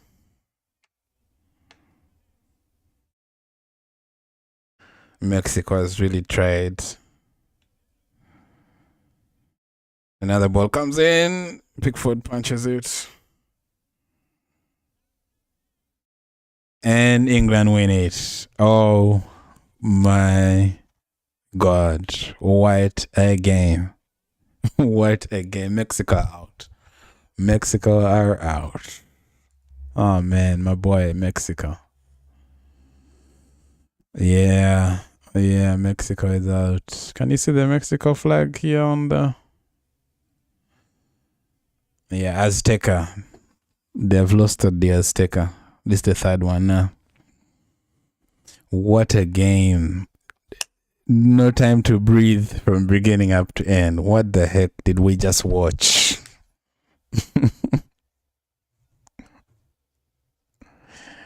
Yeah, thank you guys. Man, this game has been so good to watch. Thank you for joining me. Yeah, I'm even exhausted a little bit, but it was so crazy. I feel bad for Mexico. I was hoping for them to go through, but England is through. I guess Reece James is still in the game. Yeah, Bellingham did too well, yeah. All right, well, thank you for joining me for this watch along. Thank you for subscribing, and look out for my match reaction. We'll be making more content as time goes on, and I appreciate you guys. Crimson is leaving the building. We've had a nice stream. Today's stream has been really good, you know. This game has been so entertaining. It just passed by like nothing's happening. Mexico is crying. Ochoa is on the sideline crying. Man, Jimenez, they're all gone. But man, it's the game. Today I had to see Vinny Jr. walking. Man. Brazil is out. But England are through. All right, well, England are through to the quarterfinals. Thank you guys for watching with me. Subscribe to the Crimson Chin Post. We'll be watching, maybe we may watch Portugal, Spain, depending on my schedule, but hopefully it's free. I'll see you guys in the next stream. Keep an eye out for my match reaction.